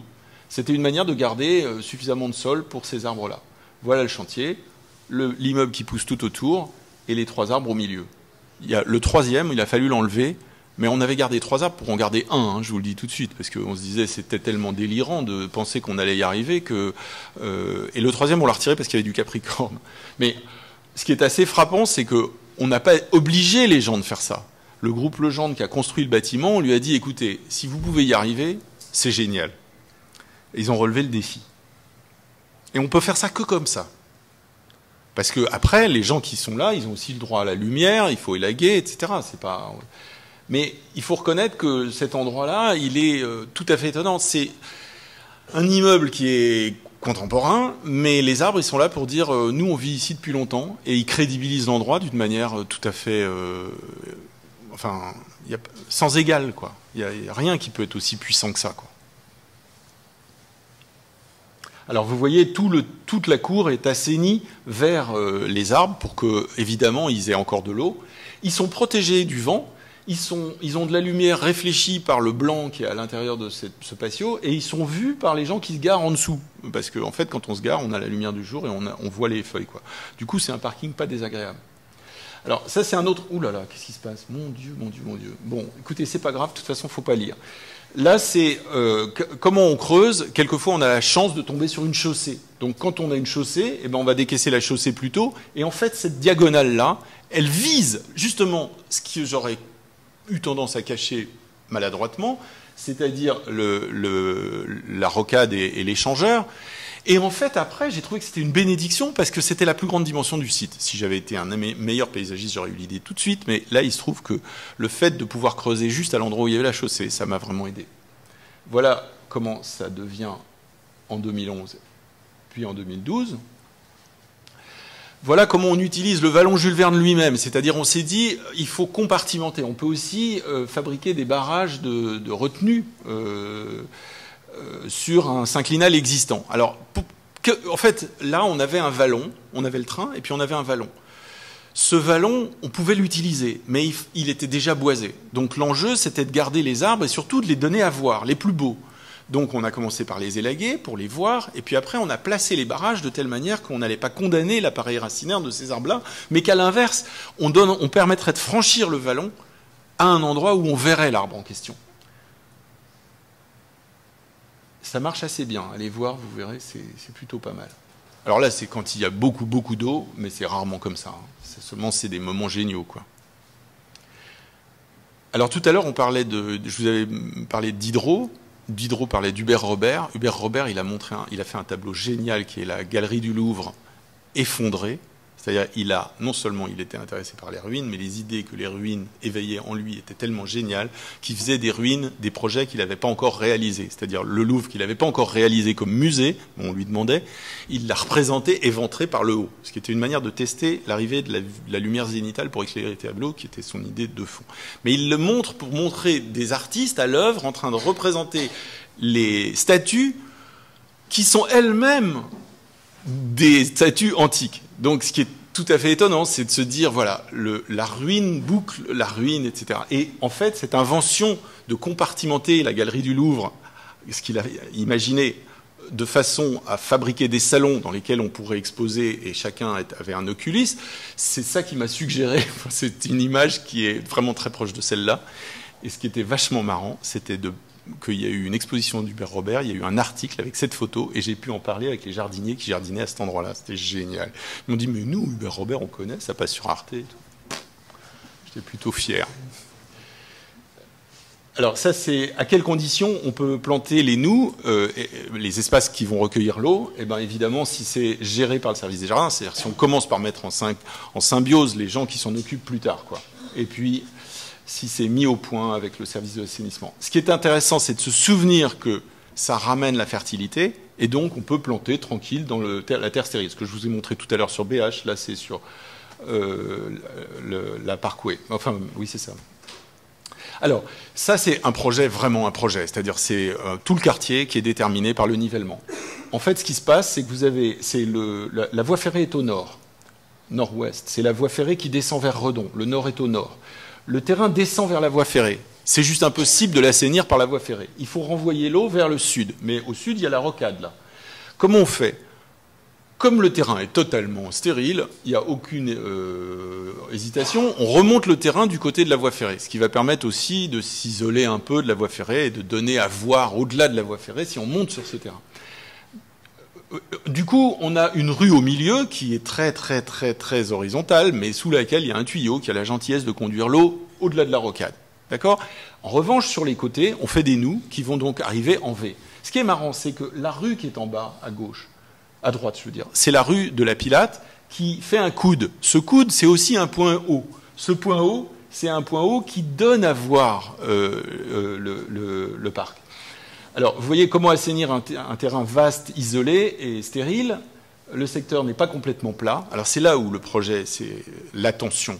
C'est-à-dire, c'est plat, c'est en cul-de-sac, coincé entre la rocade, et personne n'aura jamais envie d'aller habiter là. Sauf que, si vous regardez un peu mieux, si vous entrez en effusion et que vous parcourez le site en sous-sens et tout ça, que vous mesurez, que vous marchez, vous vous rendez compte que c'est pas complètement plat. Et c'est juste les endroits négligés, les endroits qui vous tombent des bras, qui sont déshérités, c'est juste des endroits qui n'ont pas eu assez d'attention, quoi. Si on fait assez attention, on se rend compte avec les courbes de niveau que ça descend vers là-bas. Alors il ne s'agit pas de consacrer ça si ça marche pas, mais s'en servir pour le projet. Voilà. Et donc, le moindre... voilà, l'exécutoire impossible, c'est ce que je viens de vous raconter. Et ça, c'est la vue vers la Vilaine Aval et au fond, le Merlon avec les arbres. Vous voyez que là, la rue de la Pilate, la rue et la voie ferrée vont être franchies par des lignes d'arbres dont une d'entre elles se poursuit par l'avenue Germaine-Tillon et on va mettre une passerelle plus tard. Parfaitement illisible, c'est sympa. Donc comme ça, enfin ça n'a pas besoin d'être expliqué, ça va quoi. Ça c'est la noue avec les peupliers, les platanes, je veux dire, qui sont en alignement. Et là c'est un dessin, un vrai dessin, c'est de l'architecture dans le paysage. J'ai eu du mal à l'imposer, mais il existe. Non mais parce que Bernardo Secchi me disait ne mets pas de platane, Napoléon en a mis partout en Europe. Donc voilà, c'était son critère. Et là, ce qui est sympa, c'est que ils sont régulièrement répartis, mais ils font un arc qui a l'élégance d'accompagner les bâtiments. Ça, c'est... Alors, il se trouve que la rue de la Pilate est à gauche, la voie ferrée est à droite, et ça, c'est les peupliers qu'on voyait tout à l'heure. En fait, il y a une grande prairie qui descend. Alors, peut-être, on n'a pas fait grand-chose, mais on a conservé quelques morceaux triangulaires de landes qui font qu'on lit vraiment bien la vue, mais qu'en même temps, on n'est pas, on n'est pas enfermé dans un parc, on est dans un jardin de la ville, ouvert sur la ville, quoi. Voilà l'endroit vu depuis la rue Jardin qui est au milieu, avec des terrasses bois et des saules qui étaient là, mais qu'on a dégagées pour qu'on voit en dessous. Un peu plus loin, on a une série de terrasses. Dans l'autre sens, on voit le Merlon qui vient d'être construit avec un des rangs de gabions incroyables sur le train. Et donc là, on comprend tout le site vers l'est. Ce qui est au loin, c'est Domino, de l'autre côté. Voilà, on va planter ce talus. Vous voyez les nous. Voilà le talus. Alors, ça, c'est... J'arrive au bout, je vous rassure. Voilà la CP de tilleul qu'on avait vue tout à l'heure. Il se trouve qu'à cet endroit où était cette CP de tilleul, on nous a demandé de faire passer le transport en commun en site propre. Comme c'était l'éponge verte, c'était au cœur de l'éponge verte, Bernardo et Paola, et puis, comme ils voulaient que le trajet du transport en commun suive la rue Jules Magniez et fasse le détour par Clenay, ils étaient très opposés à ce que le bus passe à cet endroit-là. Il y a eu une séance absolument, je m'en souviendrai toute ma vie parce qu'elle est fondatrice, d'un comité de pilotage avec le maire de Rennes, l'homme qui est devenu maire de Rennes, où ce monsieur qui était chargé des transports à la métropole a dit, Bernardo, il était fâché contre Bernardo et Paola, il leur dit, écoutez, quand on veut tuer son chien, on dit qu'il a la rage, parce que Bernardo venait de lui dire, de toute façon, vous ne pourrez pas passer le bus à cet endroit-là, parce que Charles va s'attacher aux arbres, il faudra rouler sur Charles. Et moi, j'avais sur mes genoux le projet qui rendait le truc possible. C'est-à-dire, je pensais, moi j'avais prévu qu'on n'arriverait pas à y échapper, et je m'étais posé la question de savoir comment on pourrait le faire. Et je l'avais, mais comme il voulait, évidemment, je n'étais pas déloyal, mais je me suis fait dire par le maire de Rennes, le futur maire de Rennes, Monsieur Dard, les gens sont plus importants que les arbres. Je peux vous dire que je me suis dit, ça, on ne me le dira pas 2 fois, et c'est un truc qui est l'argument d'un cours que j'ai fait ensuite après aux archives. Je pense qu'évidemment, les gens sont plus importants que les arbres. Ça fait 0 doute. C'était une insulte que de me faire penser, de me faire prétendre le contraire. Et ce qui est marrant, c'est comment on a fait. Alors voilà l'éventration du mur et le passage du bus. En fait, ce qu'on a fait, c'est que comme il y avait relativement peu de boisement à cet endroit-là, et qu'en plus il fallait remonter la pente, il fallait faire un S. Ce S, il est à l'origine du projet. Voilà, vous voyez que quand il y a de la neige, on comprend que les bus, ce n'est pas des trolleys, quoi. Ils rectifient le nivellement, hein. Il n'y a pas de doute là-dessus. Mais la baïonnette fait en sorte qu'il y ait une continuité végétale. En fait, ce qu'on a fait, c'est qu'on a profité, pour pouvoir assainir la voie de bus, et en même temps mettre en valeur le tilleul qu'on voit au fond dans l'image du bas, on a fait une digue qui en même temps conduit les gens autour du tilleul de l'autre côté par une rampe handicapée, 4% et tout ça, alors qu'avant il y avait juste un escalier qui est un peu plus loin à droite. Et cette rampe, en fait, elle emprunte de sa capacité de nivellement, de cette espèce de planimétrie, de cette logique de régler, elle emprunte à la voie bus. Et finalement, dans un tout petit endroit où on avait peur d'un seul passage, maintenant il y a 3 passages. Il y a le premier qui passe par l'escalier, qu'on ne voit pas à droite, il y a le bus, et puis il y a ce troisième-là. Et ça, c'est de la technique de paysage, c'est-à-dire c'est ce que font les Chinois, quoi. Ils mettent plutôt 3 passages qu'un seul, et du coup, l'endroit qui est exigu paraît 3 fois plus large, 3 fois plus épais. C'est un des endroits les plus jolis. C'est pas moi qui ai planté le tilleul, mais maintenant on le voit. Alors oui, entre parenthèses, l'engin pour réguler l'eau, là, c'est gratiné. Et puis il y avait des arbres qui étaient ces chênes qui étaient aussi enterrés, qui du coup ont été remis dans le circuit de flotte, et c'est pas plus mal pour eux. Voilà, vous voyez que les feuilles tombent et elles cachent le granit. Voilà, dans l'autre sens. Je pense que c'est le dernier projet, c'est l'avenue Germaine-Tillon. L'avenue Germaine-Tillon, c'est la voie ferrée qui filait donc vers Clenay. Voilà les agents, voilà la voie ferrée, voilà comment c'était. Les militaires nous expliquent que la voie ferrée qui longe donc, qui est parallèle à la rocade, est un objectif stratégique national qu'il ne faut pas le supprimer. On fait la voie à côté, on coupe un paquet de chênes, ça me rend malade. Et puis évidemment, à peine on a tracé la voie, ils nous disent finalement vous pouvez faire ce que vous voulez avec la voie ferrée. Donc moi j'ai trouvé que c'était un crève-cœur et j'ai dit hors de question qu'on la supprime. Sauf que il fallait lui trouver une utilité. Ça c'est les chênes auxquels il a fallu dire au revoir. Non, c'est juste pour vous dire qu'on coupe pas des arbres, on coupe aucun arbre à la course, mais enfin, on en coupe quand même 2, 3 quand même. Voilà. Ça, c'est le dessin, donc avec l'idée de le long de la zone d'activité, il y a 2 fois 2 voies pour desservir les bureaux depuis la rocade sans qu'il y ait des fils de bagnoles qui remontent sur la rocade, plus le site propre de part et d'autre.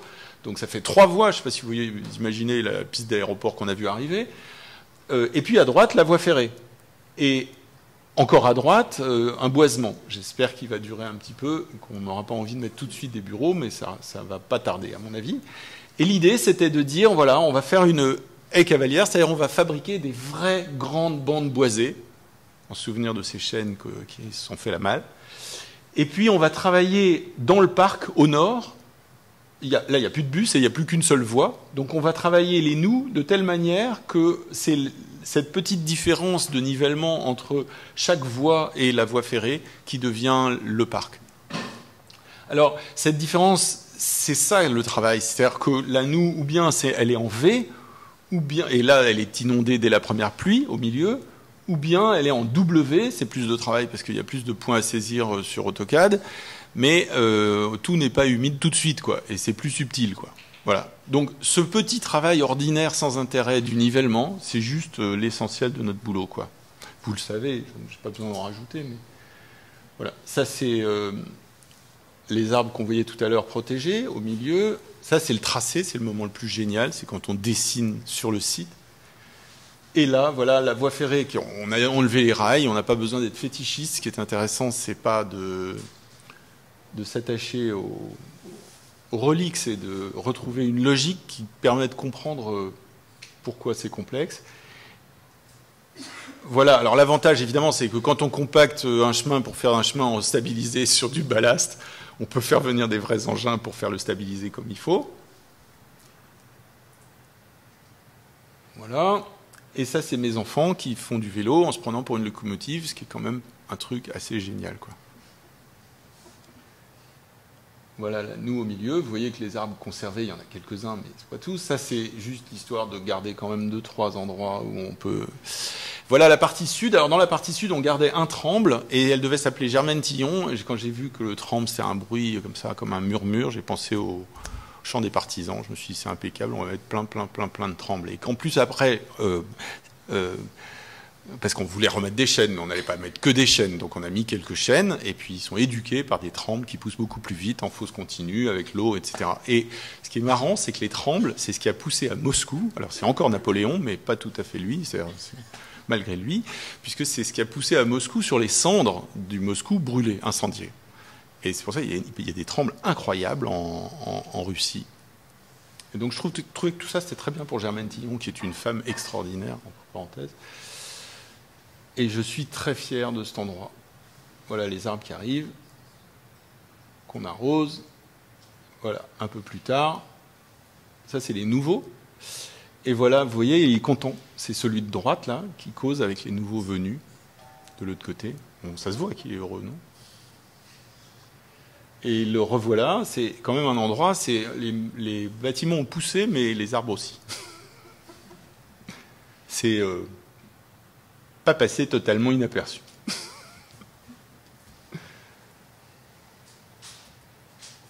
L'hiver. Et ça, c'est il n'y a pas très longtemps. Ça, c'est avant-hier. Voilà. Je voulais juste rendre hommage à Alexandre Chemetov parce que il m'a permis de dessiner pendant 3 mois le même dessin qui était une coupe en travers la vallée de la Moselle. Ça m'émeut parce que je ne pensais vraiment pas en le faisant qu'il me laisserait faire. Sauf que, en dessinant, en décrivant par le détail tous les endroits qui ont vécu, vous voyez, la vallée, en fait, on a les coteaux de Moselle, la route des Vergers, la route romaine après, le train des mines de fer de Moselle, les gravières de la Moselle, l'autoroute nord-sud, le canal des mines de fer de Moselle, et puis la Moselle, et puis les coteaux de l'autre côté. Toute cette cohérence-là, c'est ce qu'on s'est dit. Alexandre a eu l'idée que c'est ça le paysage, c'est rien d'autre, et c'est ça qu'il faut décrire, c'est ça qu'il faut amplifier quand on vous demande de cacher la misère de la sidérurgie qui fait faillite et de profiter de ce qu'ont fait l'autoroute Paris-Strasbourg pour que les riches allemands viennent réinvestir sur les terrains en faillite de la Moselle.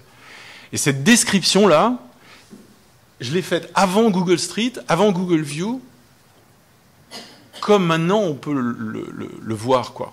Sauf qu'en la dessinant, j'ai pris du temps, et ce qui m'est arrivé d'incroyable, c'est qu'après, en reprenant la voiture, je suis rentré dans mon dessin à 90 km/h, c'était un effet absolument incroyable. Donc certainement, c'est pas un projet, mais c'est les conditions de préparation du projet. Et cette idée de la description, c'est précisément ce que Bernardo Secchi développait à la même époque à Milan et à Venise. Voilà le dessin du projet d'Alexandre Chemetov. Vous voyez que ça va, c'est pas trop compliqué. Ça consiste à dire, amplifier la géographie, ça peut être par exemple de planter le canal de mine de fer de Moselle avec des peupliers d'Italie, la Moselle avec des berges renaturées, voilà. Et ça, tout ça, ça permet que quand on se croise à l'échangeur des deux autoroutes, là qui est un nœud incroyable, un nœud qui est à la fois la rencontre de la Moselle, du canal, de toutes les lignes haute tension, du gazoduc, enfin c'était un endroit mais qui était un chaos indescriptible. Pourquoi ? Parce que c'était un nœud, un carrefour de la géographie qui était devenu un carrefour de l'industrie, qui avait tout pris, toute la géographie pour se la bouffer, et qui du coup quand elle se barrait laissait croire qu'elle laissait un champ de ruines. Mais en fait, derrière le champ de ruines, avant les usines, il y avait des Mirabelles. Les Mirabelles sont toujours là, et le terrain au bord de la Moselle reste un terrain au bord de la Moselle, et qu'il n'y a rien de plus beau qu'un terrain au bord de la Moselle. Donc voilà, il faut savoir juste regarder ce qui existe. Voilà la couverture de l'étude de Stéphane Delorme, qui a vu ces convergences entre Bernardo Secchi et nous. Et puis je dois dire que j'ai passé 6 ans avec Alexandre Chemetov, après j'ai passé 10 ans à faire le visiteur avec Sébastien Marot. Et maintenant, ça fait une dizaine d'années que je travaille sur les traces de sur le projet de Bernardo Secchi, qui nous a quittés. Voilà, et à qui je dédie cet exposé. Merci beaucoup.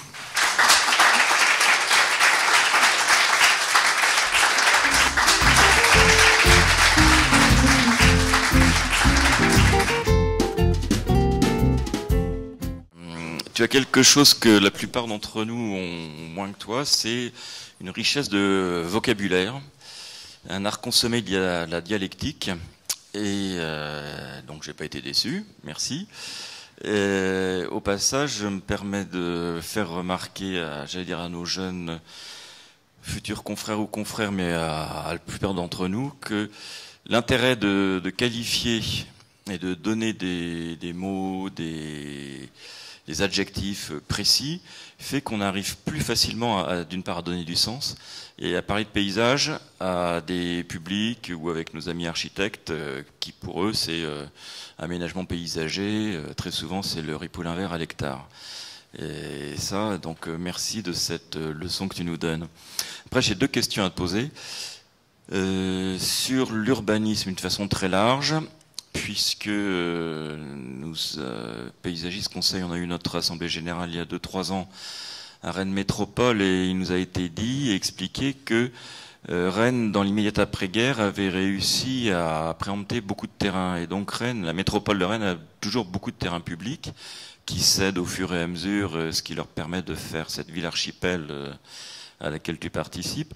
Est-ce que cette notion de foncier, tu la ressens, tu as pu l'utiliser, c'est-à-dire ce projet-là, je pense que tu aurais peut-être eu du mal à le faire ailleurs, enfin, si tu peux me répondre. Et la deuxième question, beaucoup plus terre à terre, si je peux dire, c'est dans les endroits où il y a pas de substratum, ou alors c'est des terres qui étaient archi-compactées, où le complexe argilo-humique a complètement disparu. À un moment, tu nous as montré des arbres complets broyés, posés, dont le broyé était posé sur le sol, mais donc on est loin du bois raméal fragmenté dont on nous dit que c'est les rameaux, il ne faut pas que ça fasse plus de 2 cm de diamètre. Donc comment tu t'y es pris? Est-ce que tu as sous-solé à d'autres endroits, etc. Ça m'intéresserait de savoir un petit peu. Alors, la première réponse, le jeu, c'est que les réponses sont plus courtes que les questions, parce que sinon c'est pas intéressant. On ne veut pas y en avoir. Je vais faire vite. la politique d'acquisition foncière de la métropole rennaise, de la ville de Rennes d'abord, puis de la métropole rennaise, c'est la condition sine qua non de tout ça. J'ai oublié de dire que, évidemment, ce projet, j'ai longtemps considéré, je continue de le considérer, que c'est au moins autant le projet de la maîtrise d'ouvrage que le projet des maîtres d'œuvre, évidemment. Et que c'est quelque chose que Stéphane Delorme a bien vu aussi. C'est-à-dire qu'il y a une expérience de l'aménagement à Rennes et une volonté, une expression de la volonté collective qui est quelque chose de totalement exemplaire en France, quoi. Alors, la politique d'acquisition foncière, elle est très ancienne, mais en plus, il y a eu un truc incroyable, c'est qu'on a eu des maires pendant très longtemps. Et ça, c'est pareil. Tu veux dire un même maire pendant très longtemps? Plusieurs. Fréville est resté longtemps. Après, il y a eu le ministre Hervé. Et puis, alors depuis, malheureusement, ils se succèdent plus vite, c'est vrai. Mais ces deux maires ont fait énormément. Et puis, il y a eu un élan. Enfin, je veux dire, il y a une... Alors, par quoi ça se traduit? À la Courrouze en particulier, c'est un projet exemplaire par la quantité d'espace public délibérément retenu public. C'est-à-dire que c'était un peu le deal au départ. On nous a dit, vous faites de la densité, vous faites beaucoup d'espaces verts, de paysages, mais vous faites surtout beaucoup d'espaces publics. C'est énorme la proportion, énorme. Et si les deux vont ensemble. Après, la difficulté, effectivement, c'est d'avoir des espaces extérieurs privés, des espaces extérieurs collectifs, mais pas complètement privés, mais pas non plus totalement publics, et puis des espaces publics, et puis de différents types encore, plus ou moins jardinés, et ainsi de suite. C'est-à-dire qu'il faut avoir toute la gradation. Mais c'est sûr que la volonté collective, c'est elle qui permet la qualité. Ça, il n'y a absolument aucun doute là-dessus. Donc, c'est elle qui est à l'origine de ça.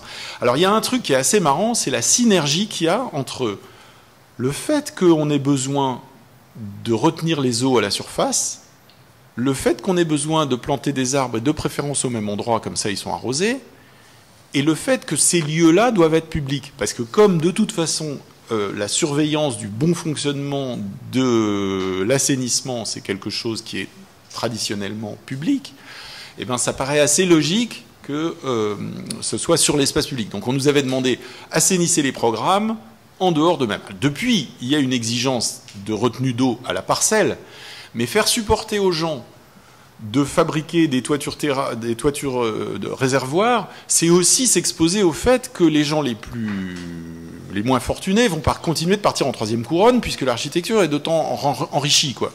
Donc, on a fait un quartier, éco-quartier avant l'heure, qui est exemplaire, qui est une réalisation expérimentale, mais c'est pas une réalisation expérimentale non reproductible. D'emblée, il fallait qu'elle soit dans un registre économique répétable. C'était la demande. Et c'était une ambition sociale, absolument affichée.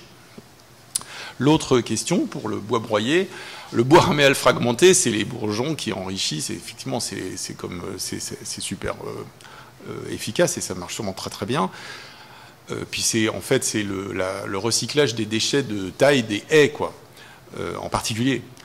Quand on a beaucoup de kilomètres de haies, c'est facile de récupérer des bouts de branches qui sont des bouts de tissus jeunes qui vont avoir ces qualités biologiques propres de l'embryon. À l'inverse, ce que j'ai montré, moi, c'est simplement sur un terrain totalement stérile, comment on fait pour qu'il y ait de l'humus qui s'épaississe un tout petit peu plus vite, quoi. Mais c'est tout, quoi. C'est pas, effectivement, ça n'a pas la qualité du BRF, il n'y a pas de doute. Par contre, c'est vrai que plutôt que d'exporter, c'est assez marrant parce que la gestion de la fertilité, c'est un projet. On peut choisir de tondre, de faucher les noues et d'exporter toujours pour ne pas qu'il y ait un enrichissement du fond des noues et ne pas qu'elles se bouchent. Dans ce cas-là, on entretient la stérilité, enfin la non-fertilité, même si malgré tout ça devient fertile. Puis il y a des endroits où malgré tout ça va bien la stérilité, quoi. On est content de voir arriver des beaux arbres, donc on réépaissit. Voilà. C'est très simple toutes ces questions-là. c'est comme l'architecture. Moi, ce que je voudrais dire, c'est que j'ai découvert récemment, alors que Michel Corajou, j'avais l'impression... Moi, je venais justement de biochimie. J'avais fait de la biochimie avant de faire l'école. J'ai eu envie de faire l'école parce que le jour où je me suis présenté un peu par hasard à l'oral, j'ai rencontré Jacques Coulon et que je me suis dit, voilà quelqu'un qui pose les choses d'une manière tout à fait inédite et j'ai envie de faire cette école. Voilà. Il m'a dit, je lui parlais de l'échelle humaine et il m'a dit, et le voyage de la Terre à la Lune, c'est à l'échelle humaine, ça veut vraiment rien dire l'échelle humaine, mon pauvre ami, expliquez-vous.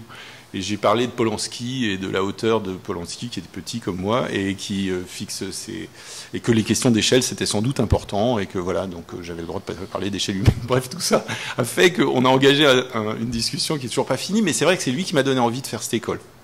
Après, quand Corajou nous a parlé de l'architecture, il nous en a parlé, et malgré tout, c'était pour nous dire à quel point il s'en était distingué.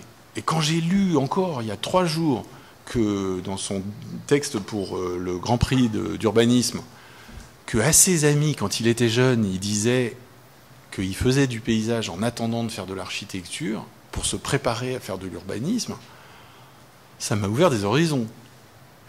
Effectivement, il est contre l'architecture, mais tout contre, quoi. Et aujourd'hui, j'enseigne... J'ai la chance d'être invité à enseigner dans l'atelier d'architecture avec David Crass, parce que d'abord, David Crass, il m'a fait retrouver le goût de la pédagogie du projet que j'avais tant apprécié chez Jacques ou chez Michel. Donc le projet, c'est quelque chose qu'on partage, le projet.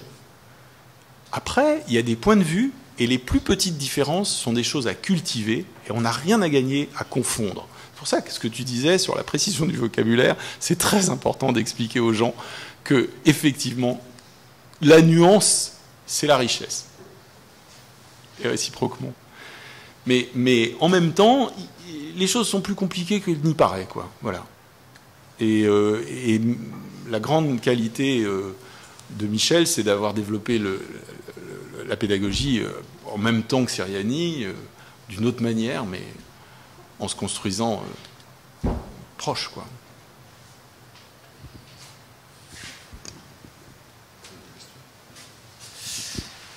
Oui. Oui, je me sens obligé de te poser une question, parce que tu vas être triste, sincèrement. Tu parlais de la situation, bon, qui est un peu exceptionnelle. Faut être honnête. Pour suivre tes explications dans l'endroit, j'ai l'impression d'être assez habile à comprendre toutes les... Mais faut être quand même... Faut pas s'endormir, hein, ça c'est sûr, parce que c'est pas facile. Et c'est sans doute comme ça, c'est vrai qu'un projet de paysage, c'est jamais une chose extrêmement simple. Moi, ce qui m'intéresserait, c'est de savoir... La ville de Rennes a un truc un peu particulier, c'est qu'elle a un paysagiste conseil. Il n'y a pas beaucoup de villes en France qui ont des paysagistes conseils. Là, Christophe Delmar y est depuis un moment. Il a visiblement une très large écoute du maire et de tout ça. Et ce que je voulais savoir, et il travaille depuis un nombre d'années assez important, donc c'est vraiment un vrai paysagiste conseil qui sert à quelque chose, celui-là. Est-ce qu'il y a une relation entre les ambitions du projet que vous avez pu monter avec Seki là-dessus, et le fait qu'il y a derrière une pré-pédagogie qui aurait été faite? En gros, quelle relation il y a eu entre la réflexion globale qu'a Delmar sur l'ensemble de la ville et ce projet? Bon, alors, Delmar, c'est très clair, il est pour rien sur la Courrouze. Pourquoi? Parce qu'il est arrivé après. C'est juste une question de chronologie. Par contre, enfin, pour rien, c'est pas tout à fait vrai, parce qu'il a effectivement œuvré pendant longtemps, au moins aussi longtemps que moi, sur Saint-Jacques-de-la-Lande, et donc il a en effet fabriqué une conscience du paysage chez les élus de Saint-Jacques, qui sont devenus les élus de la métropole. Donc, en particulier Emmanuel Coué, et puis le maire de Saint-Jacques, qui était devenu maire de Rennes avant l'actuel maire. Donc, qui s'appelle Daniel Delaveau, et qui est un homme remarquable. C'est ce Daniel Delaveau qui a porté la Courrouze, et il a porté la Courrouze avec ce qu'il avait appris auprès de Anne-Sylvie et de Bruel, de Christophe. Donc c'est indiscutablement oui. C'est même, en fait, ils avaient déjà travaillé sur Pilate, et je connais leur projet. Ils ont failli travailler sur la Courrouze d'une certaine manière. Et ils ont travaillé juste à côté, et puis maintenant ils travaillent sur Rennes, et ainsi de suite. Mais c'est pas en tant que paysagiste conseil, ça c'est sûr, c'est avant. Par contre, c'est vrai que le travail qu'a fait Alexandre, c'est un travail énorme aussi sur Maï-Mabilais. Moi, je vais vous dire, j'ai envie de vous raconter l'histoire parce que ça vaut le coup quand même. Pendant que je travaillais plus chez Alexandre, je travaillais aux visiteurs. Je visitais les chantiers d'Alexandre à la Mabilais. J'ai commencé de l'écrire, un article franchement méchant sur les aménagements d'Alexandre à la Mabilais, parce que je trouvais qu'il jardinait tous les trottoirs et qu'il tartinait de la crème au chocolat partout, et que j'avais l'impression qu'il s'était pris pour un style régional, quoi. Cette idée de dessiner tout, depuis l'espace public jusqu'à l'espace quasi privé à l'intérieur des îlots et tout ça, ça devenait tellement incroyablement une expression d'une volonté que je trouvais que c'était dur, quoi. Et d'ailleurs, Paola s'est pas fait faute de m'expliquer qu'en effet, c'était vraiment n'importe quoi et que c'était pas acceptable et ainsi de suite. Puis je suis retourné le voir, évidemment, puisque j'allais à Rennes tout le temps. Et aujourd'hui, je suis juste béat d'admiration dans son travail, qui est un travail remarquable et que tout le monde doit aller voir. Et puis c'est un travail qui a été pionnier pour lui, parce que c'est un travail qui a initié ensuite le travail de l'île de Nantes, C'est juste que Alexandre, il va tellement vite, quoi, que ça m'impressionne, quoi. C'est tout. C'est comme ça. Il m'a appris mon métier. C'est vrai que lui, il a beaucoup marqué cet endroit, parce qu'il a fabriqué un secteur qui aujourd'hui est un quartier ou un morceau de ville, si vous voulez, qui a un succès considérable. Les bords de la Vilaine, c'est vraiment l'endroit où il y a des galeries d'art, il y a le mètre carré je veux dire, apporter de la valeur, c'est quand même l'objectif, quand même, non? Je sais pas, on peut redouter qu'en effet, les gens qui n'ont pas les moyens se déménagent, mais en même temps, apporter de la valeur, c'est ça pourquoi on est, quoi. Or, ces quartiers, c'était un versant absolument pas regardé de la ville de Rennes, c'était inondable. La Vilaine, elle ne s'appelle pas la Vilaine pour rien, quoi. C'est parce que régulièrement, elle envahissait tous ces terrains, et c'était juste une espèce de mix d'ateliers, de cochonneries. Et lui, tout en gardant cette mixité du tissu, cette richesse et tout ça, il a véritablement imprimé une qualité nouvelle, et en particulier, il a tourné le quartier vers la Vilaine pour se réconcilier avec elle. Enfin, c'est vraiment autre chose, quoi. Et ce travail-là, quelques années après, on comprend ce que tu disais lors de ta conférence, c'est-à-dire qu'il ne faut pas y aller avec le dos de la cuillère si on veut que ça dure, quoi. Alors après, bon, aujourd'hui, je vois en quoi son utilisation du végétal, parfois, est une utilisation peut-être, en tout cas différente de la mienne, quoi. Les gens se succèdent, ils se ressemblent pas. Voilà, on a tous un truc à dire, et peut-être qu'à un moment donné, il utilise le même végétal en masse. Peut-être c'est trop monospécifique. Enfin bref, les critiques qu'on peut adresser à son travail de cette époque-là, que d'ailleurs depuis il change, il fait autre chose, il travaille aussi avec d'autres gens, je veux dire. Et voilà, c'est daté aussi, mais c'est pas grave. Moi, ce que je voudrais dire aujourd'hui, c'est surtout d'abord qu'il ne faut pas que vous vous laissiez dire que vous n'avez pas le droit de vous mêler de à quoi ça va ressembler à la fin. Vous comprenez? Les gens qui vous disent « le paysage, c'est l'affaire de tous ». Évidemment, c'est l'affaire de tous. De quel droit vous intéressez-vous à la totalité? Évidemment, il faut s'intéresser à la totalité.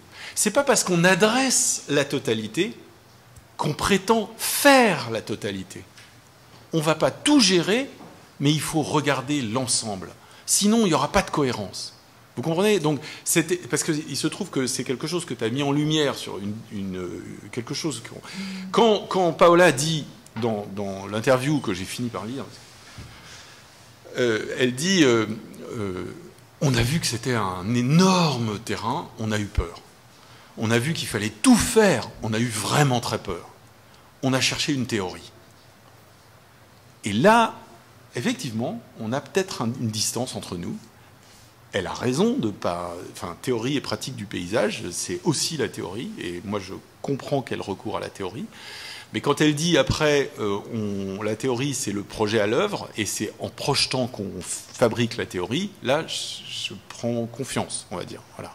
Et moi, pour moi, je pense que chez les paysagistes, il n'y a pas ce recours obligé premier à une théorie qui nous donnerait comme un blanc-seing d'œuvrer. Il y a la conviction qu'on a le droit de regarder l'ensemble. On a le droit de s'adresser à l'ensemble. Et après, on n'est pas assez bête pour prétendre tout faire nous-mêmes, je veux dire, évidemment. Mais c'est pas parce que qu'on a porté une intention qu'on a compromis les choses. C'est le contraire. On a induit quelque chose, on a initié un processus, on a montré... J'ai une autre discussion, ça c'est une discussion avec Paola, mais il y a une autre discussion intéressante avec Pierre Bazin.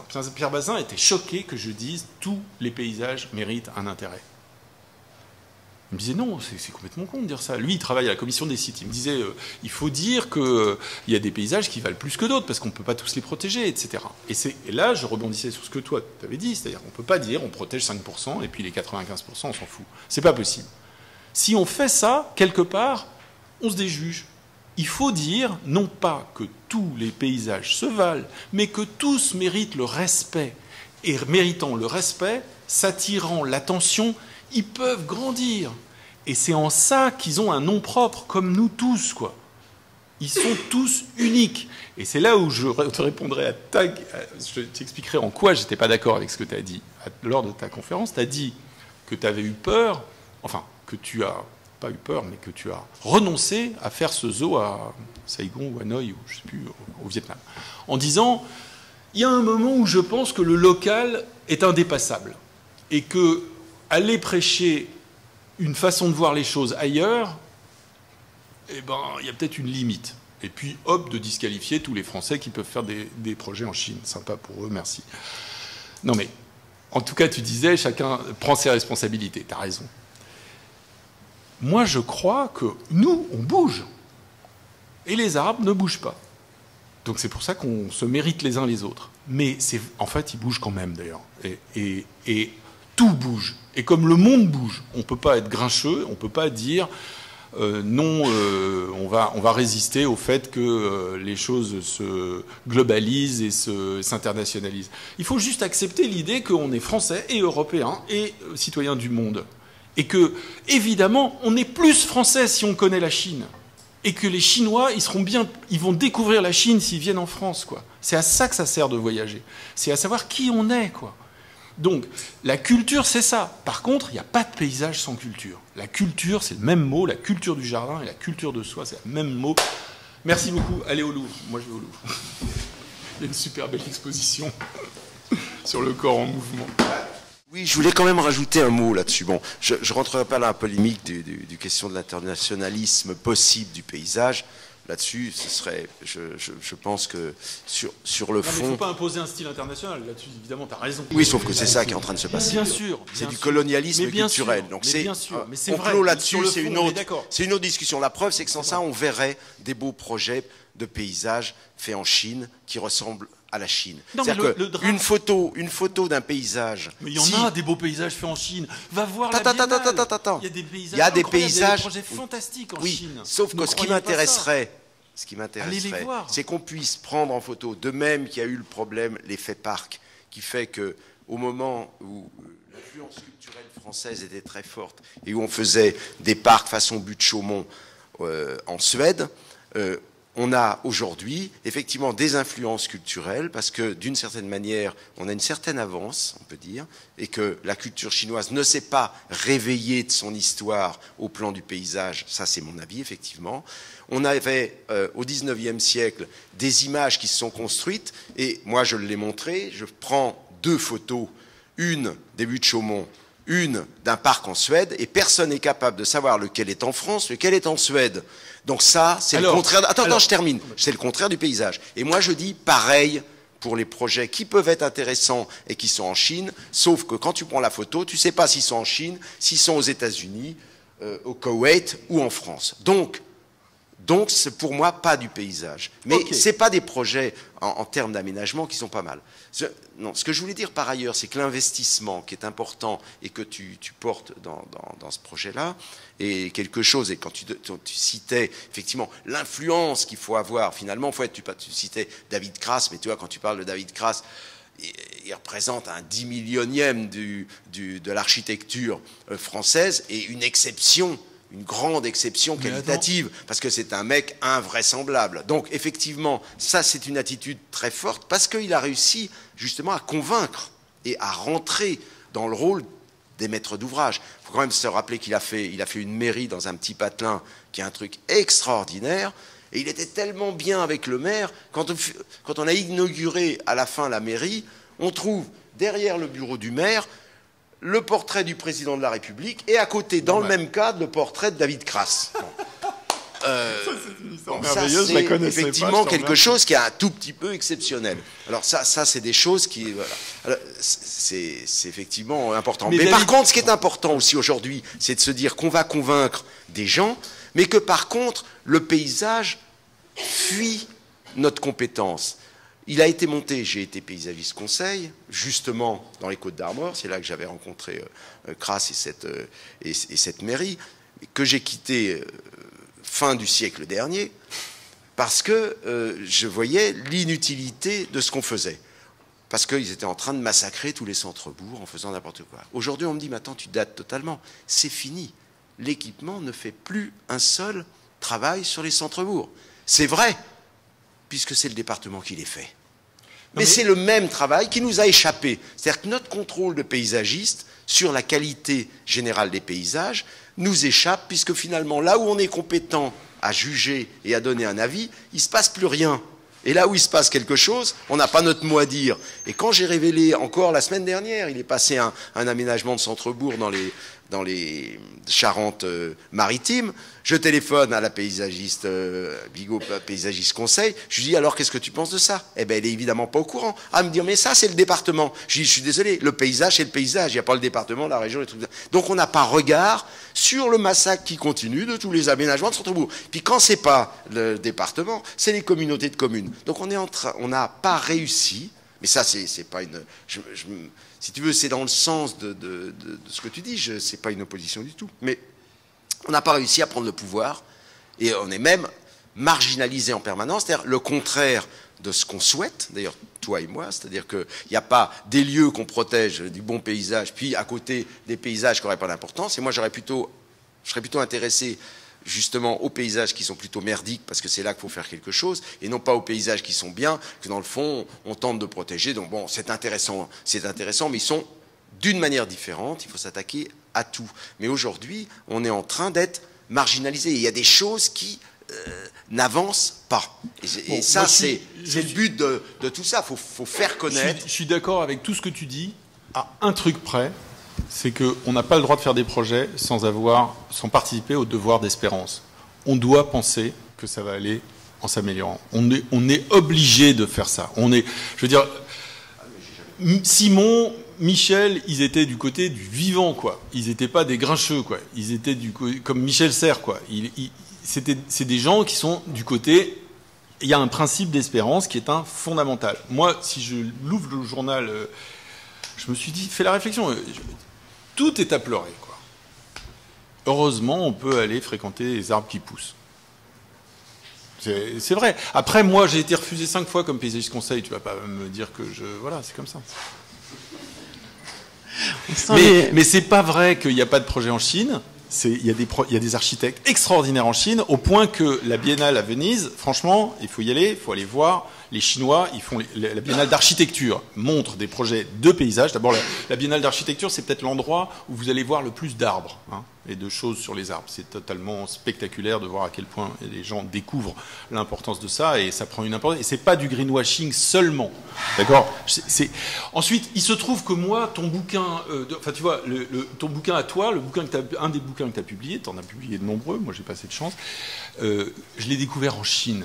Il est publié par ICI, qui sont des Chinois, et que, voilà, j'ai été absolument ému aux larmes, quoi, de voir à Shanghai, dans une librairie, quoi, un bouquin sur Jacques Coulon. Donc je ne peux pas croire que ce ne soit pas formidable, quoi. C'est absolument extraordinaire. Et c'est pas parce qu'eux vont faire... Évidemment, il y a beaucoup de mauvais Chinois qui vont faire du mauvais Jacques Coulon. Mais c'est pas grave. Un jour, il y aura un type qui fera du bon soin en ayant compris Jacques Coulon. Ça va arriver, quoi. C'est inévitable. Laissons-les faire. Ah oui, mais ça ne veut pas dire qu'il ne faut pas s'intéresser à ce qu'ils font. Ah, mais j'ai jamais... Voilà. Et je pense qu'il faut absolument se cultiver aussi, voir ce qu'ils font. Tu me plaçais comme si tu étais du côté des grincheuses. absolument pas grincheux. Bah, méfie-toi. Et je suis absolument... Ça nous guette tous de devenir grincheux. Non, je suis absolument très optimiste. Très optimiste Super. sur le génie humain, fondamentalement. Je dis simplement qu'il y a un moment un peu difficile, et quand tu dis qu'on ne fait pas du greenwashing, je suis désolé, c'est à chaque fois... Ah non, mais le greenwashing existe. Le mur c'est de vrai. Lille, là, le Mais mur bien sûr. qu'ils sont en train de construire, Bien sûr. tout le monde a dit, mais attendez, pourquoi construisez le mur de la main? Ah mais non, c'est pas du tout pareil, il va être végétalisé. T'as le flingue, voilà. Oui, c'est sûr. Oui, il n'y a pas de doute. C'est monstrueux. Voilà. Et moi, je ne veux pas jouer ce rôle-là. Et je pense qu'il faut qu'on fasse attention à ne pas jouer ce rôle-là. Et aujourd'hui, on est tous trop dans le projet d'amélioration de type déco. Voilà, c'est tout. Les grandes questions du paysage, cite-moi. Alors, quand même, par exemple, la notion du t'étais modernisme en architecture. t'étais un peu désespérant pour David Crass. David Crass, il a formé la moitié des architectes bretons parce qu'il enseigne en première année depuis je sais pas combien de temps. Donc c'est un type. Non, mais on peut pas dire qu'il n'ait pas d'influence. Il a une influence considérable. Comme lui, il y en Ouais. a très peu, c'est ça Bah que oui, je veux mais dire. bon, voilà, il y J'ai en a. pas dit qu'il était pas influent, mais extrêmement influent. La preuve, c'est qu'on le connaît alors qu'il n'a pas fait une œuvre colossale, mais il est connu pour ses qualités. Je dis simplement, on est dans une situation extrêmement difficile, voilà, et qu'il faut reprendre le pouvoir de se demander, si tu veux, dans l'histoire, on n'existe pas vraiment. Quand tu vois l'histoire, tu fais l'histoire d'architecture. Non, mais ce que tu disais sur les Suédois là, c'est complètement faux. Enfin, il se trouve. Alors oui, juste pour finir, là, je suis désolé, je vous prends en otage, mais juste, je voudrais raconter moi aussi une anecdote sur un jardin étranger. J'ai découvert le jardin japonais en découvrant un jardin japonais à Moscou. Parce que la japonité était exprimée avec des arbres russes, eh ben c'était saisissant. Tu comprends? Et le jardin qu'on fait, le parc, la ville-parc qu'on a fait à la Courrouze pour y revenir, Paola, elle prétend que c'est la façon de faire des paysagistes suédois, précisément, des années 30, des années 50, qui l'a inspiré. Et je suis sûr que c'est vrai, parce que Stockholm, c'est un truc incroyable. Je veux dire, la ville archipel à Stockholm, ça va, on est servi, c'est vraiment ça, quoi. C'est d'abord un vrai archipel, mais en plus, il y a une manière de cultiver la nature en ville qui est un truc juste absolument incroyable. Quand on est français, on va là-bas et on voit que c'est pas des espaces verts, c'est carrément la forêt, la vraie, quoi, en ville. Et c'est vrai que ce rapport-là, et en même temps avec une ambition sociale, une ambition démocratique, une ambition du partage des chances entre tous les habitants, du bien commun, l'idée du respect de la nature, parce que la nature, c'est leur culture, et pas de la nature comme ça fétichisée ou greenwashée. C'est pas ça. Eh bien, je suis désolé, mais on a besoin des Suédois. Voilà, c'est comme ça. On a besoin des Chinois, les Chinois ont besoin de nous. Donc merci beaucoup pour cette expérience de paysage, de cultiver la nature, c'était extraordinaire de voir avec un seul projet aussi, comme tu peux nous raconter beaucoup de choses. Et juste un petit mot, la FFP, c'est vrai que ce cycle de conférences qui a été créé par Michel Pénat, qui en est le père, on peut dire, c'est ce qu'on se disait avec Adrien ce matin, que tu en es aussi un peu le fils, puisque tu es toujours présent. Quasiment, et c'est vrai que tu relances les débats et tu apportes beaucoup d'eau au moulin dans ces matinées, donc merci beaucoup de la part de la fédération qui est l'association des paysagistes qui vous appartient tous. Voilà.